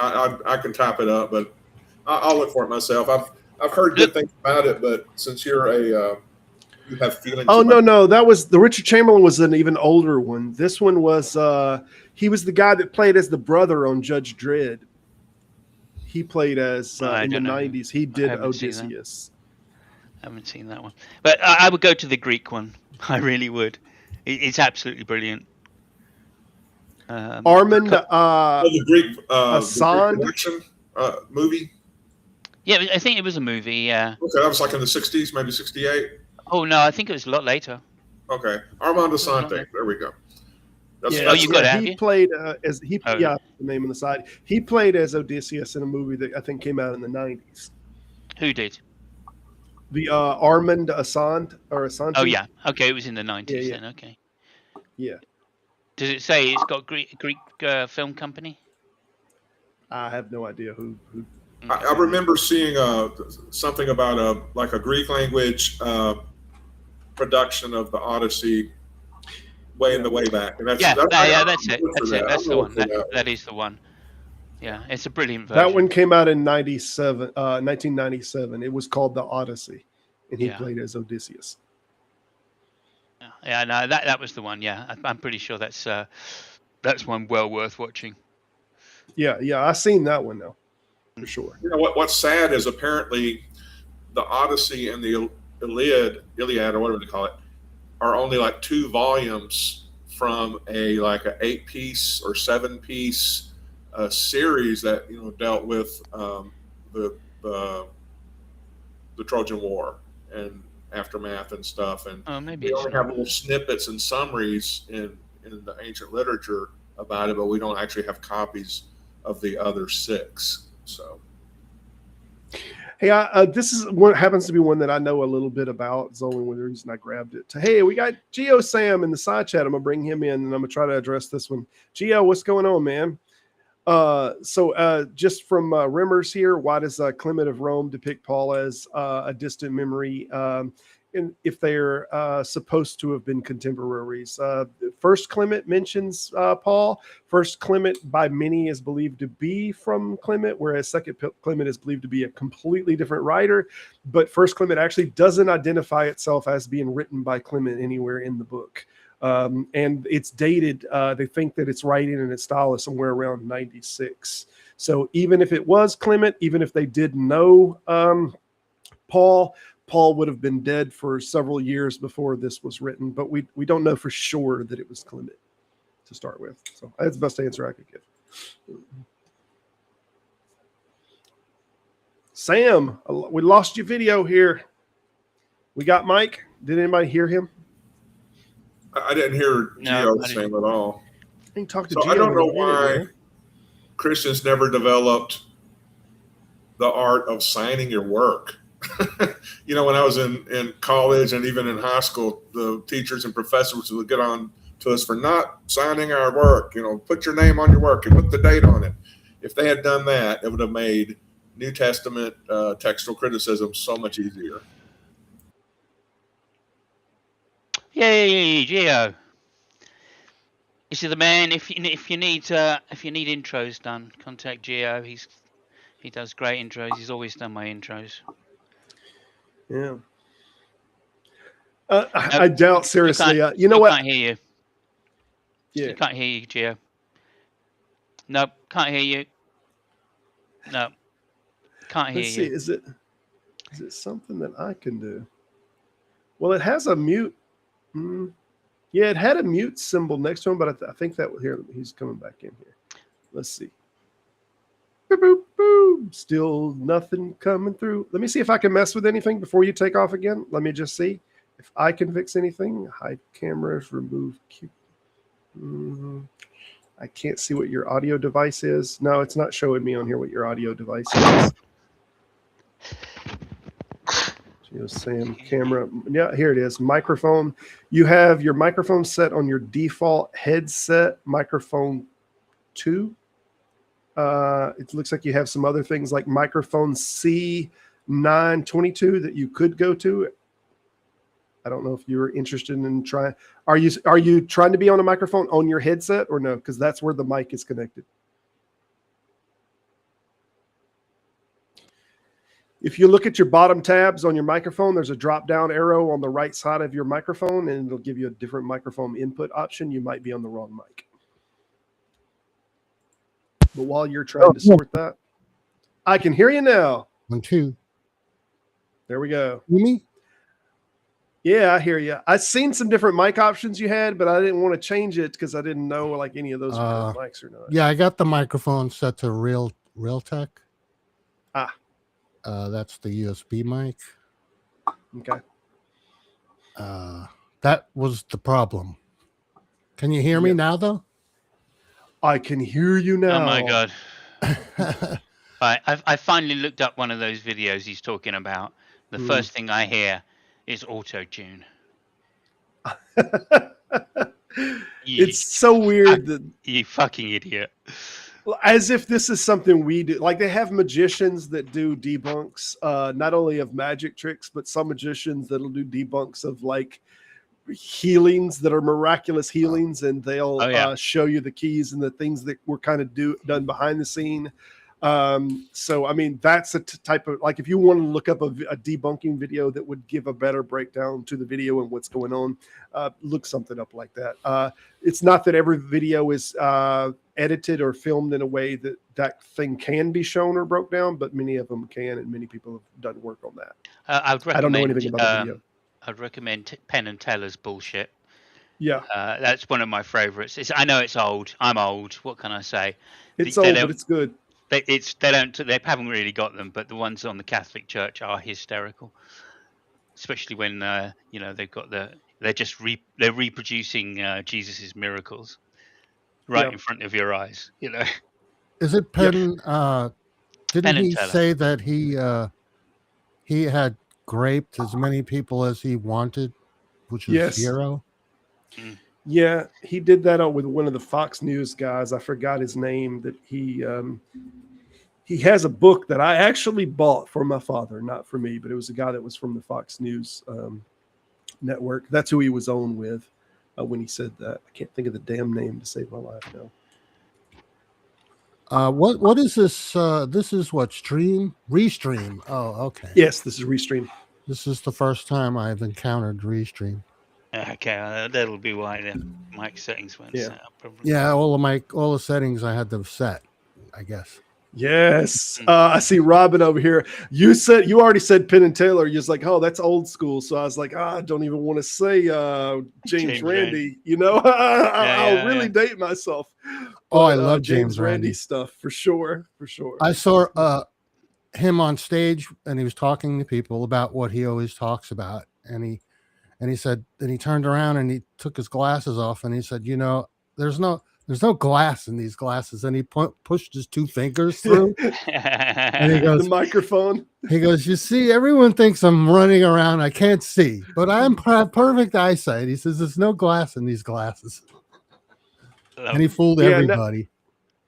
No, it wasn't Hannity. It was the other guy that was the white headed guy that would do. He's not with Fox anymore. I think they let him go. Oh, the tides come in and tides go out. You can't explain that guy.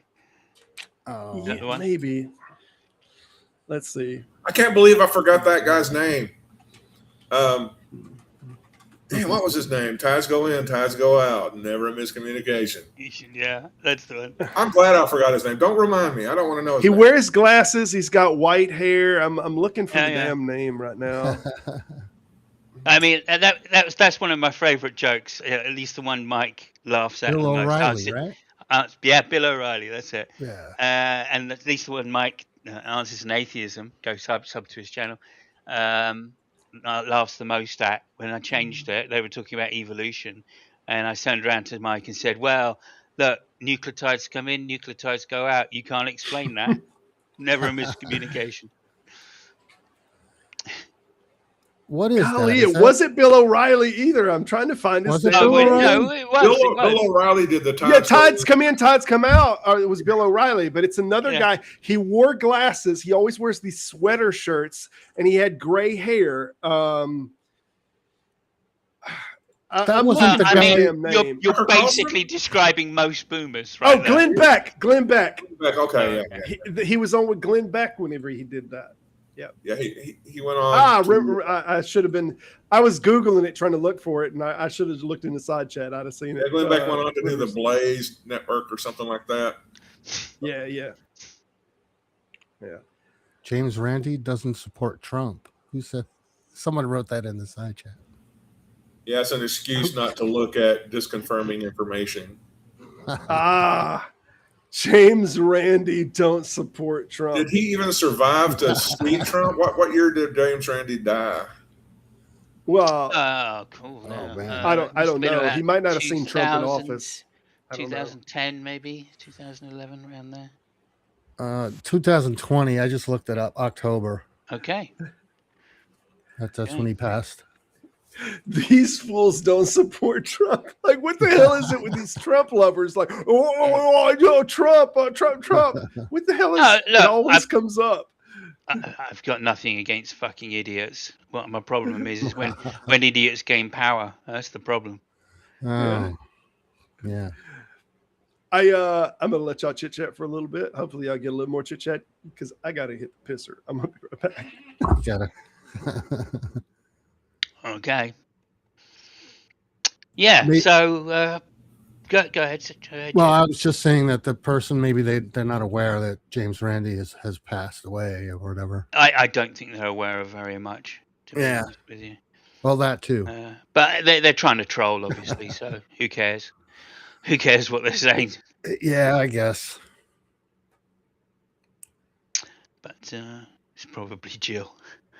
It's probably Jill, right? No, it can't be Jill because he hasn't mentioned liberal. So. Well, yeah. Hey, I do intros and outros. Anybody interested? You just have to contact me through my email that's attached to my account. You could do one for. Can you do one for Answers in Atheism? For who? Answers in Atheism. I could do for anyone. Doesn't matter who they are. Well, yeah, I'm asking you if you can, please. Oh, yeah. Answers. I made a small one for him, but he doesn't use it. Oh, okay.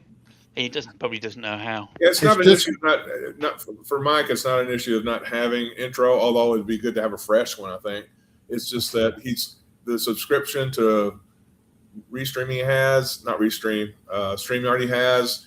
Won't let you do. I think it's a free one. I guess won't let you do intro and outro bits or something. Yeah, just send it to me then, and I'll share it on the screen, and then he can. It's just a small ID with his avatar, and it just shows his avatar for a few seconds, and then it goes away, and it says, It says his channel name.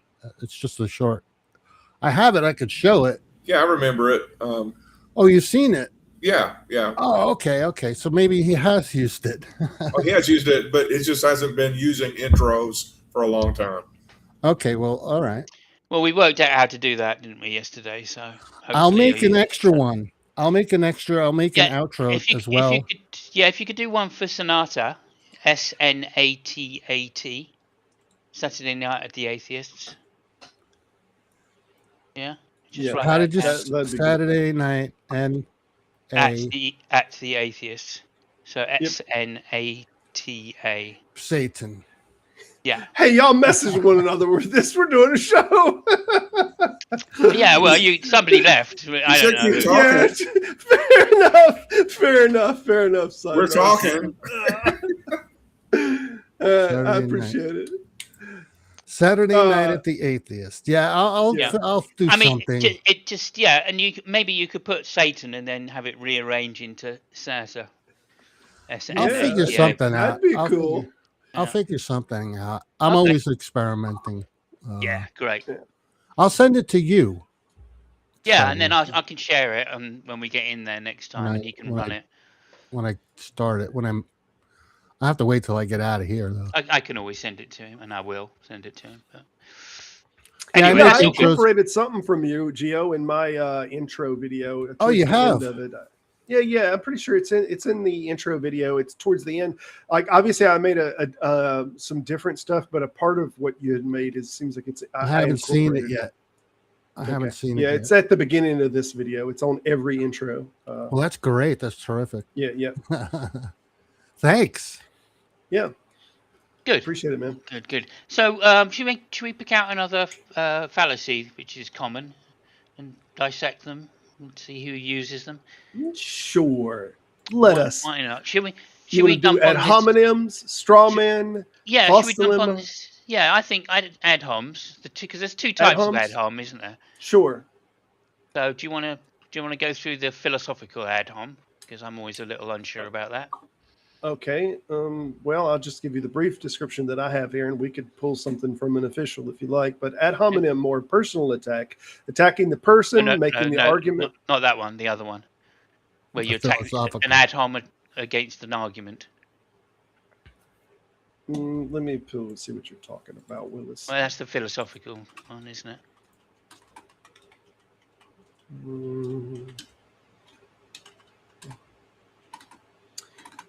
Well, it's ad hominem attack is what it is, huh? Yeah, I don't know. I can look it up as well if you can't find the one. I'm pulling the Wikipedia one.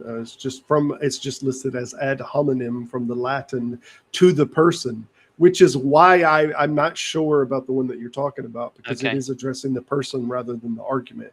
Ad hominems are traditionally, and apparently that's from the Latin, is what it means, is to the person. It's to, instead of attacking that argument, is to direct around it and aim at the person, which is what we just seen actually a little while ago, which is, I guess, why you're bringing it up, huh?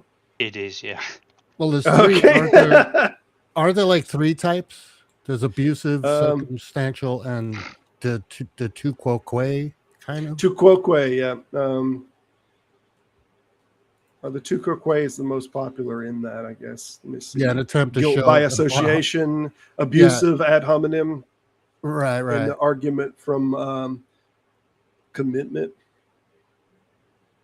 Mm-hmm. Not familiar with that. No.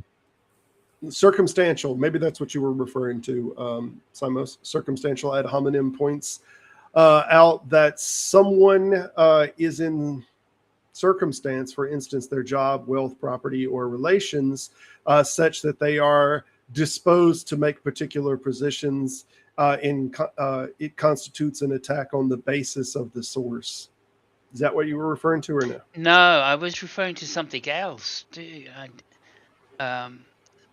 Well, I'll tell you what that one is, because we hear it all the time, like with scholarship that might have a particular creed to a particular religion, or they're paid to to support and kind of back a pony. So that scholarship, even if it has a degree in more critical scholarship, if it's pushed on subjects like the Trinity or other things, they might not say what is the real scholarship or what their position is on it, because they might have financial conflicts. And suggesting that that's what happened and that's why they said that is an ad hominem circumstantial.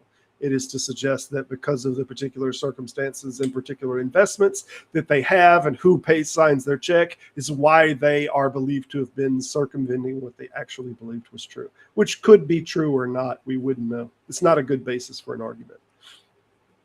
Mm-hmm. Are you on the Wikipedia page looking for it or what?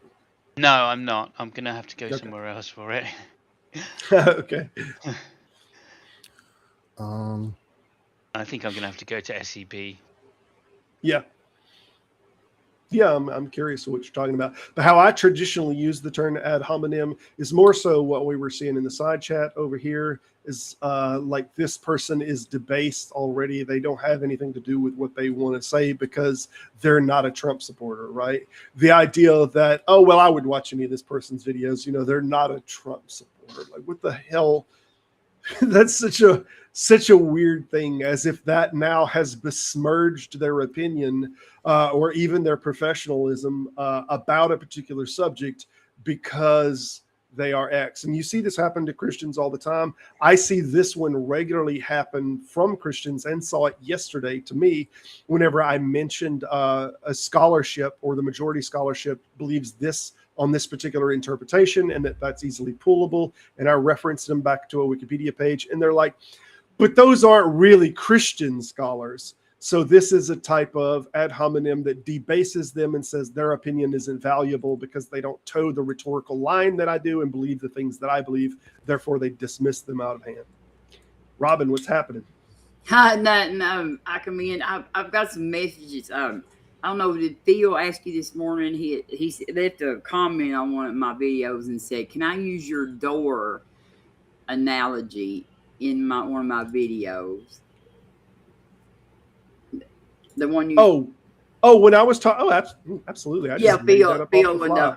Yeah, he's like, Robert, can I use your door? So I didn't know. Yeah, I have at it. I guess he watched part of that video last night, or when you were on, for giving that thing. So yeah.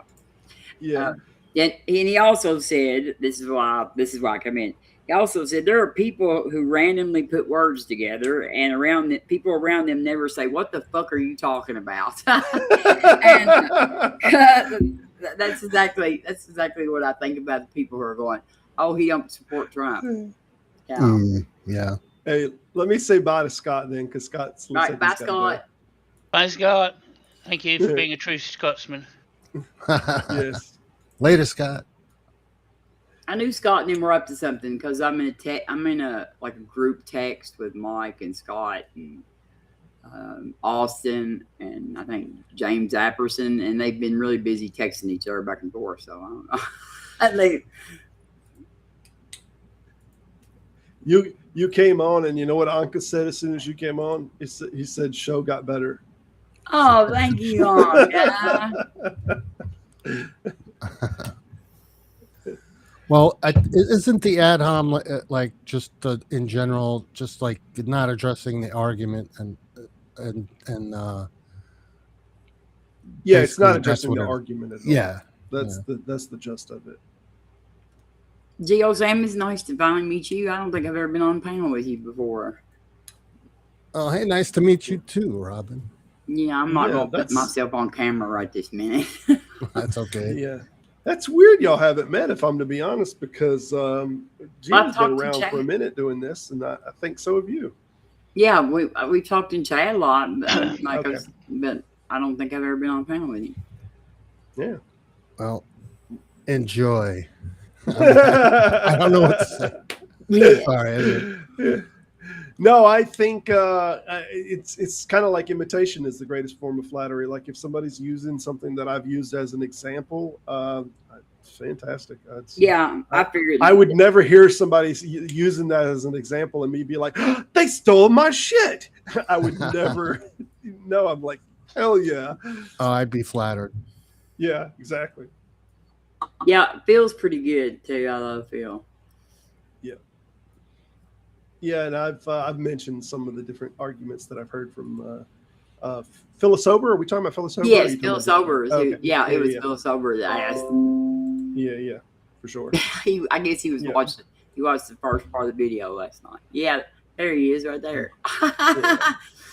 Everybody go check out Phil Sober because that's a great channel. I love it. Yeah, for sure. All right. And just some quick announcements of the people that we're going to be having coming on shortly. Today we're doing the open stage. Next Sunday, the 9th, Dr. Kurt is going to be on. We're going to be talking about the CTF argument that's been primarily put forth by Tahoe. I'm going to mess it up. Tavo Tavo. Which I've talked to Tavo a few times, just a little bit. I got to have Tavo on here one day. I'd probably love to have him on here to give something of a rebuttal interview to some of these points at some time. That'd be great. I'll probably reach out to him and see if he's interested in coming on. But I know Kurt and Tavo has went around a few times on this argument. I have particular problems with what I've read of it myself, but well, I mean, even if you prove that Christianity has more evidence than any other religion, that still doesn't make it true. Yeah. Here's the problem with that. Is you also have a religion that destroys more documents and information than any other religion that we've ever observed. Not only do they do that, that we know that in history that they've destroyed a lot of documents of other religions, but we actually see it in the text. In the book of Acts, I want to say it's either 9 or 19 in the chapter where they're talking about bringing all of the books forward that numbered 50,000 silvers worth of value. In Ephesus, I believe it was, that they throwed all the books down there and they were burning all the books of these different rituals from other religions. So even inside of the text of the book, they're already like, hey, let's burn these other religions' books. Let's destroy them and get rid of them. So when you get to the finality of like 2,000 years later and you're like, hey, well, we have more evidence than they do after you've been burning everything of theirs for 2,000 years, I'm sorry, that doesn't carry a lot of weight with me to start with. Yeah. But yeah. And then we're talking about like copies of copies. So when we're talking about more evidence, we're talking about literally just copies of copies of copies. And we've been speaking about Odysseus here for a little while. Odysseus is one of the most written characters in history, period. And not only did it first get written by Homer, and Homer's Iliad got rewritten to the degree that we found like 1,700 different fragments of the Iliad. And this is one that like Christians boast about this all the time. Oh, there's like 5,000 copies of this that we found, as if that gives it more, validity. Not only have we found 1,700 copies of the Iliad, but not a single copy of the Iliad ever suggested, hey, this is just fictional. So are we to take that Iliad and say, well, because we've found so many copies of it, that it's now valid and that these things actually happened just based on that alone? This seems like a absolute bullshit argument, just on its face. Acts 19. Thank you, Ephesus, Acts 19. Appreciate it. I knew I was close. I knew it was somewhere around there. Appreciate it.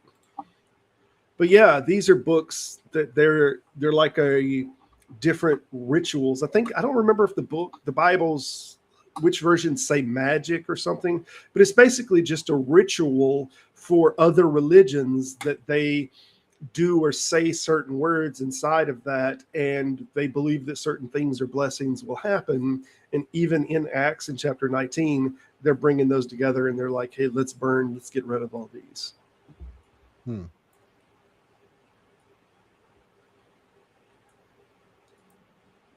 Gio, do you have a channel? Yeah. It's called Geo Sam. Okay, I'll look it up. I was posting links and everything in chat for everybody's channels that I can remember who was on here today. I was going to do Simo's pictures in there too. So yeah, it's Geo Sam. That's I didn't really think about the name when I If you Name could comment, if you could make a comment in chat, it'd make it a whole lot easier. You too, A lot Simon. easier. Okay. Well, Simos is a regular visitor. Subsequently, inside of the video description, you'll Just- have yeah. links to different people that are regular visitors. Gio doesn't come by us much. I don't have him listed there. Plus, he is a content creator as far as creating. Yeah, there you go. That'll be good. I see you put that in the side chat. But he makes GIMP and is something of, if he's too modest to say it himself, a GIMP expert that has worked a lot in the software of GIMP and could tell you just about anything and everything you need to know. Yeah, I know a little. I know enough to be dangerous. But I run a website. I've been running a website for a very long time that helps people learn GIMP, and you know, I'm the head honcho there, and it just so happens that I fell into the spot, you know. But I do know a lot about it, and I know a lot more than I think I do. Believe me. Hear you. So yeah. I also do work with Inkscape, Blender, and a couple of other programs, and I incorporate all that into what I do. So, yeah. I see Ed over there saying it proves that hey, nonsense. I said 19 or 9, Ed. You haven't won not a single one on me. Plus, you could have been looking it up on the side for all I know.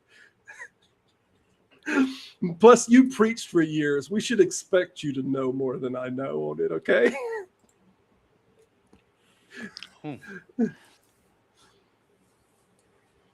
But yeah, Ed's got a great channel too. His is also linked in the side chat over there. But we are 10 minutes till the top of the hour. We're going to start doing a little bit of rapping around. Simos, you've been busy doing something on the side project here? Yeah, I've been looking for this other type of ad hom fallacy, which I think I've just found. I think I have. Okay, it says instead of offering reasons to support it, the ad hom fallacy, which involves bringing negative aspects such as argument strength, e.g., a conclusive argument is stronger than a defeasible argument. So yeah, that's it. So it's arguing the type of argument is not as good as another type of argument. So we could do the same thing with like deductive versus inductive or whatnot. You could say like deductive is preferable. Well, so is it? I don't think you can say that, but it's almost like that's just one of my worldviews. So is it a fallacy? Is it a fallacy to say that your argument was like ad populum? So it's a fallacy to call out. Oh yeah, ad populum is a different fallacy. But I know, but like, is it a fallacy to call out a fallacy? Like you know what I mean? Like you understand? Fallacy. No, I think what they're trying to get at is to say something like, you know, look, you're one of your So if you were to say an abductive argument is weaker than a deductive argument. So if you were to say, well, because you're using an abductive argument, you're not showing a necessary being, therefore, you know, it's an invalid argument. I think if you were to say that would be an ad hom fallacy against the argument. Yeah, it would. It's almost like this is a meta ad hom because it's the framework, right? Yeah. You're going after the framework of the argument and saying that it's in this category rather than in this category, therefore. And you're right, that does fit as an ad hominem, but it's just not what we traditionally think of as an ad hominem. I realize that, but when I first came across somebody saying, oh, look, you're just ad homing my argument here, I went, well, what does that mean? What the hell? Yeah. And like, so I asked him, and he explained it to me very nicely, and just didn't treat me like a complete idiot. But the guy explained it to me, and I went, oh, okay, yeah, no, I understand. Yeah, I got it. But you know, I still had to. That was a long time ago. So I guess you could do that, not even know it, not even know you're doing it. Yeah. Well, we engage in fallacies, I think, fairly regularly. If you don't know the fallacies very well, it's very easy to, slip into them. But yeah. Yeah, I would say probably the most common in day-to-day conversation is causal correlation fallacies, which is a broad group, of saying that things happen simultaneously. So therefore, this and that is called, like, we just in this chat over on the side chat, we had, that they pray to the name Jesus and that they get demons cast out of them. And then they're making the association that it's because they're using the name Jesus that X is happening, and X might not even be what they think it is to start with. So they're drawing a correlation that's likely not there. Can I just give a typical example of that fallacy? Okay. Sure. Okay, so the typical example that I know is that yellow teeth causes cancer. Right, and of course it's not. It's referring to smoking causes cancer, but smoking also causes yellow teeth. So there's a correlation between yellow teeth and cancer, not that it causes cancer. So that's the fallacy. Yeah, and there's two different primary ones. One's post hoc ergo propter hoc. Sorry, it happens in medicine a lot, by the way, and because I'm going to hospitals all the time. Right, I'm calling doctors out on it when they say, "Okay, well, we need to do this," and I say, "Okay, do we need to do that? Or is that correlation or causation?" Yeah. And then they stop. Every single one of the doctors just stops and goes, "No, I think there's been some tests done on that, and I think it's oh right, okay, abductive argument, okay." They hate me for it. They fucking hate me for it. That's good. You should do that. Well, yeah. My favorite one of all of them are all of the coffee experiments and stuff that people have done coffee surveys in the past, and they make correlations that would conclude that people who drink coffee tend to have more success, more financial success, and are healthier. And if you look at this on paper, it trends, it tracks. People who drink coffee, opposed to people who don't drink coffee, are traditionally, they make more money as an average, and they wind up living healthier lives. Does A cause B? Certainly it does not.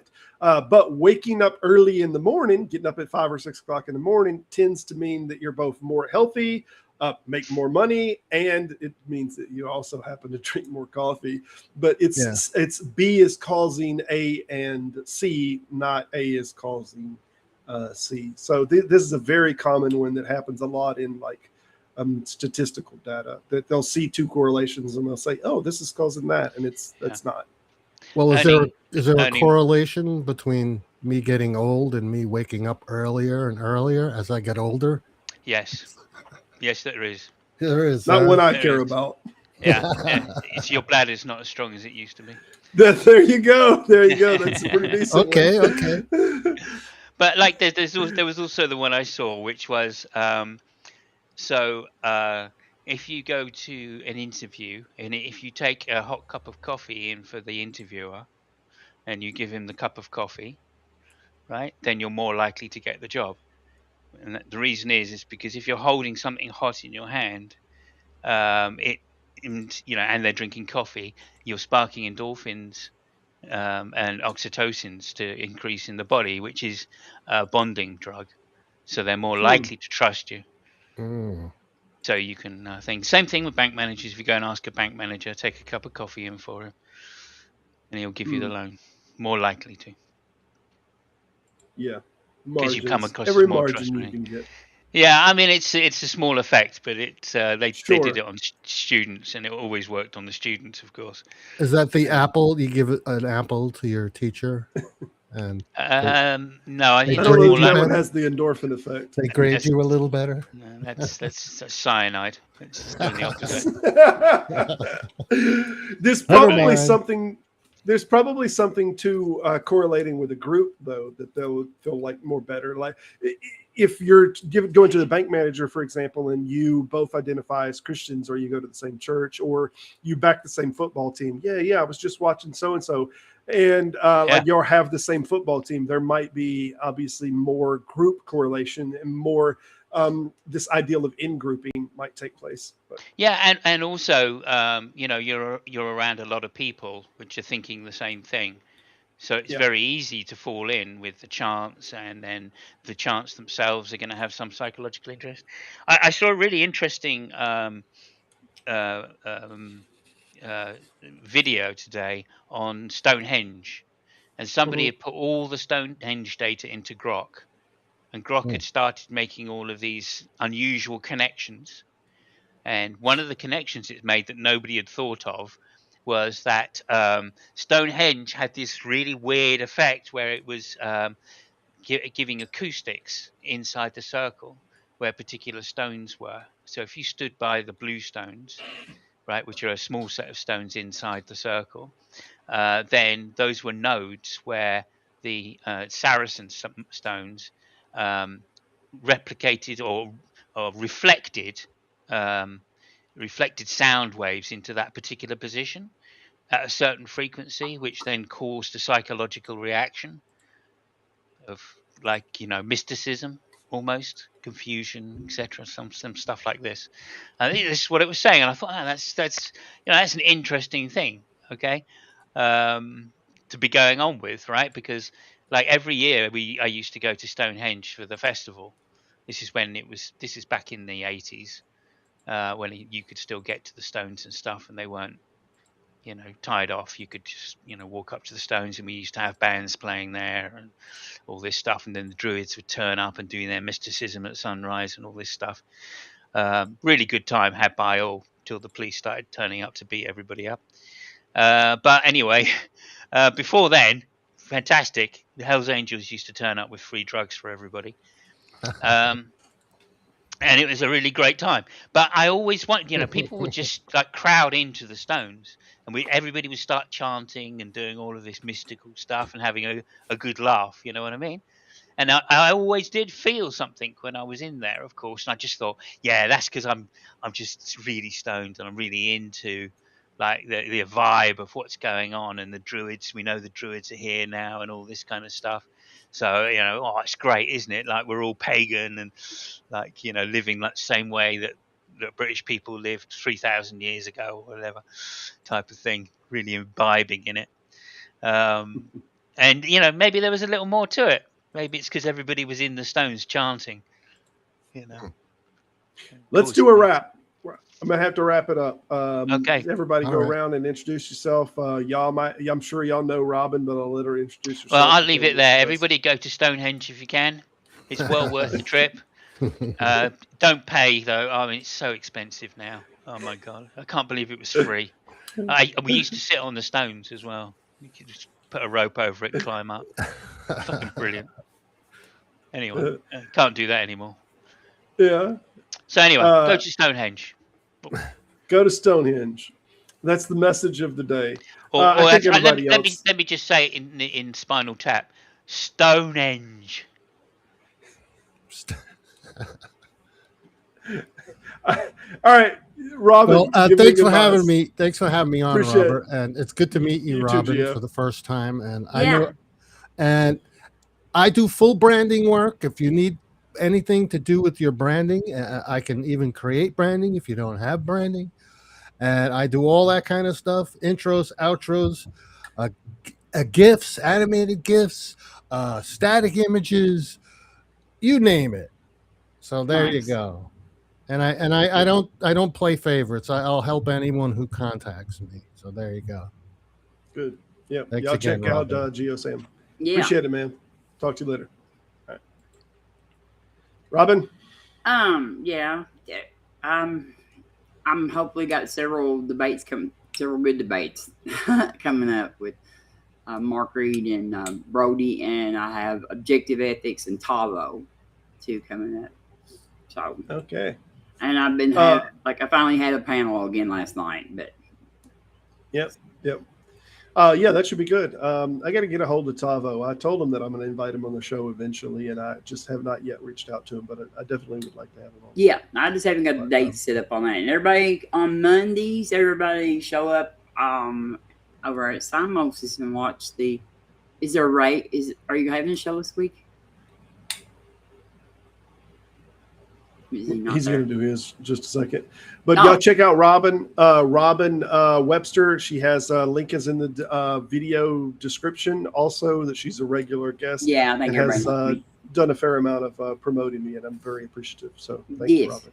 Appreciate it. I'm All going to right. take you off Thank you stage for having me on. Yeah, there's nothing happening on Monday. Just got to say that. I think we might do F1 management game or something like that, just because I'm missing it a bit. But there's nothing for until we get to America next. I think we're in America. Are we? We're in Yep. America next? Oh no, we're not. We're in Zandvoort. That's not in America. That's in Holland. But it's about 3 weeks away. So, but we'll be back. Yep. Thank you so F1 much for having us Racing. on. Yep. Y'all check out Simos. Got a great channel. Appreciate it, Simos. Talk to you later. You're man. welcome. Cheers. All right. All right, well, I thank everybody for stopping by. I did want to mention that every first Sunday of the month, we're going to have open chat. Anyone and everyone can come in and conversate. I do hope to have some theists come on perhaps next time. Come in and chit chat. Nobody bites. We try to remain respectful. We'd love to talk to you. So come and chat with us. Also, next Sunday, we're going to have Kurt on, and Kurt is fixing to be doing a talk on the CFR argument. If I may be incorrect on the name. I apologize. It's in the description here, but Kurt will be on here on the 9th. Y'all come by and check him out. Till then,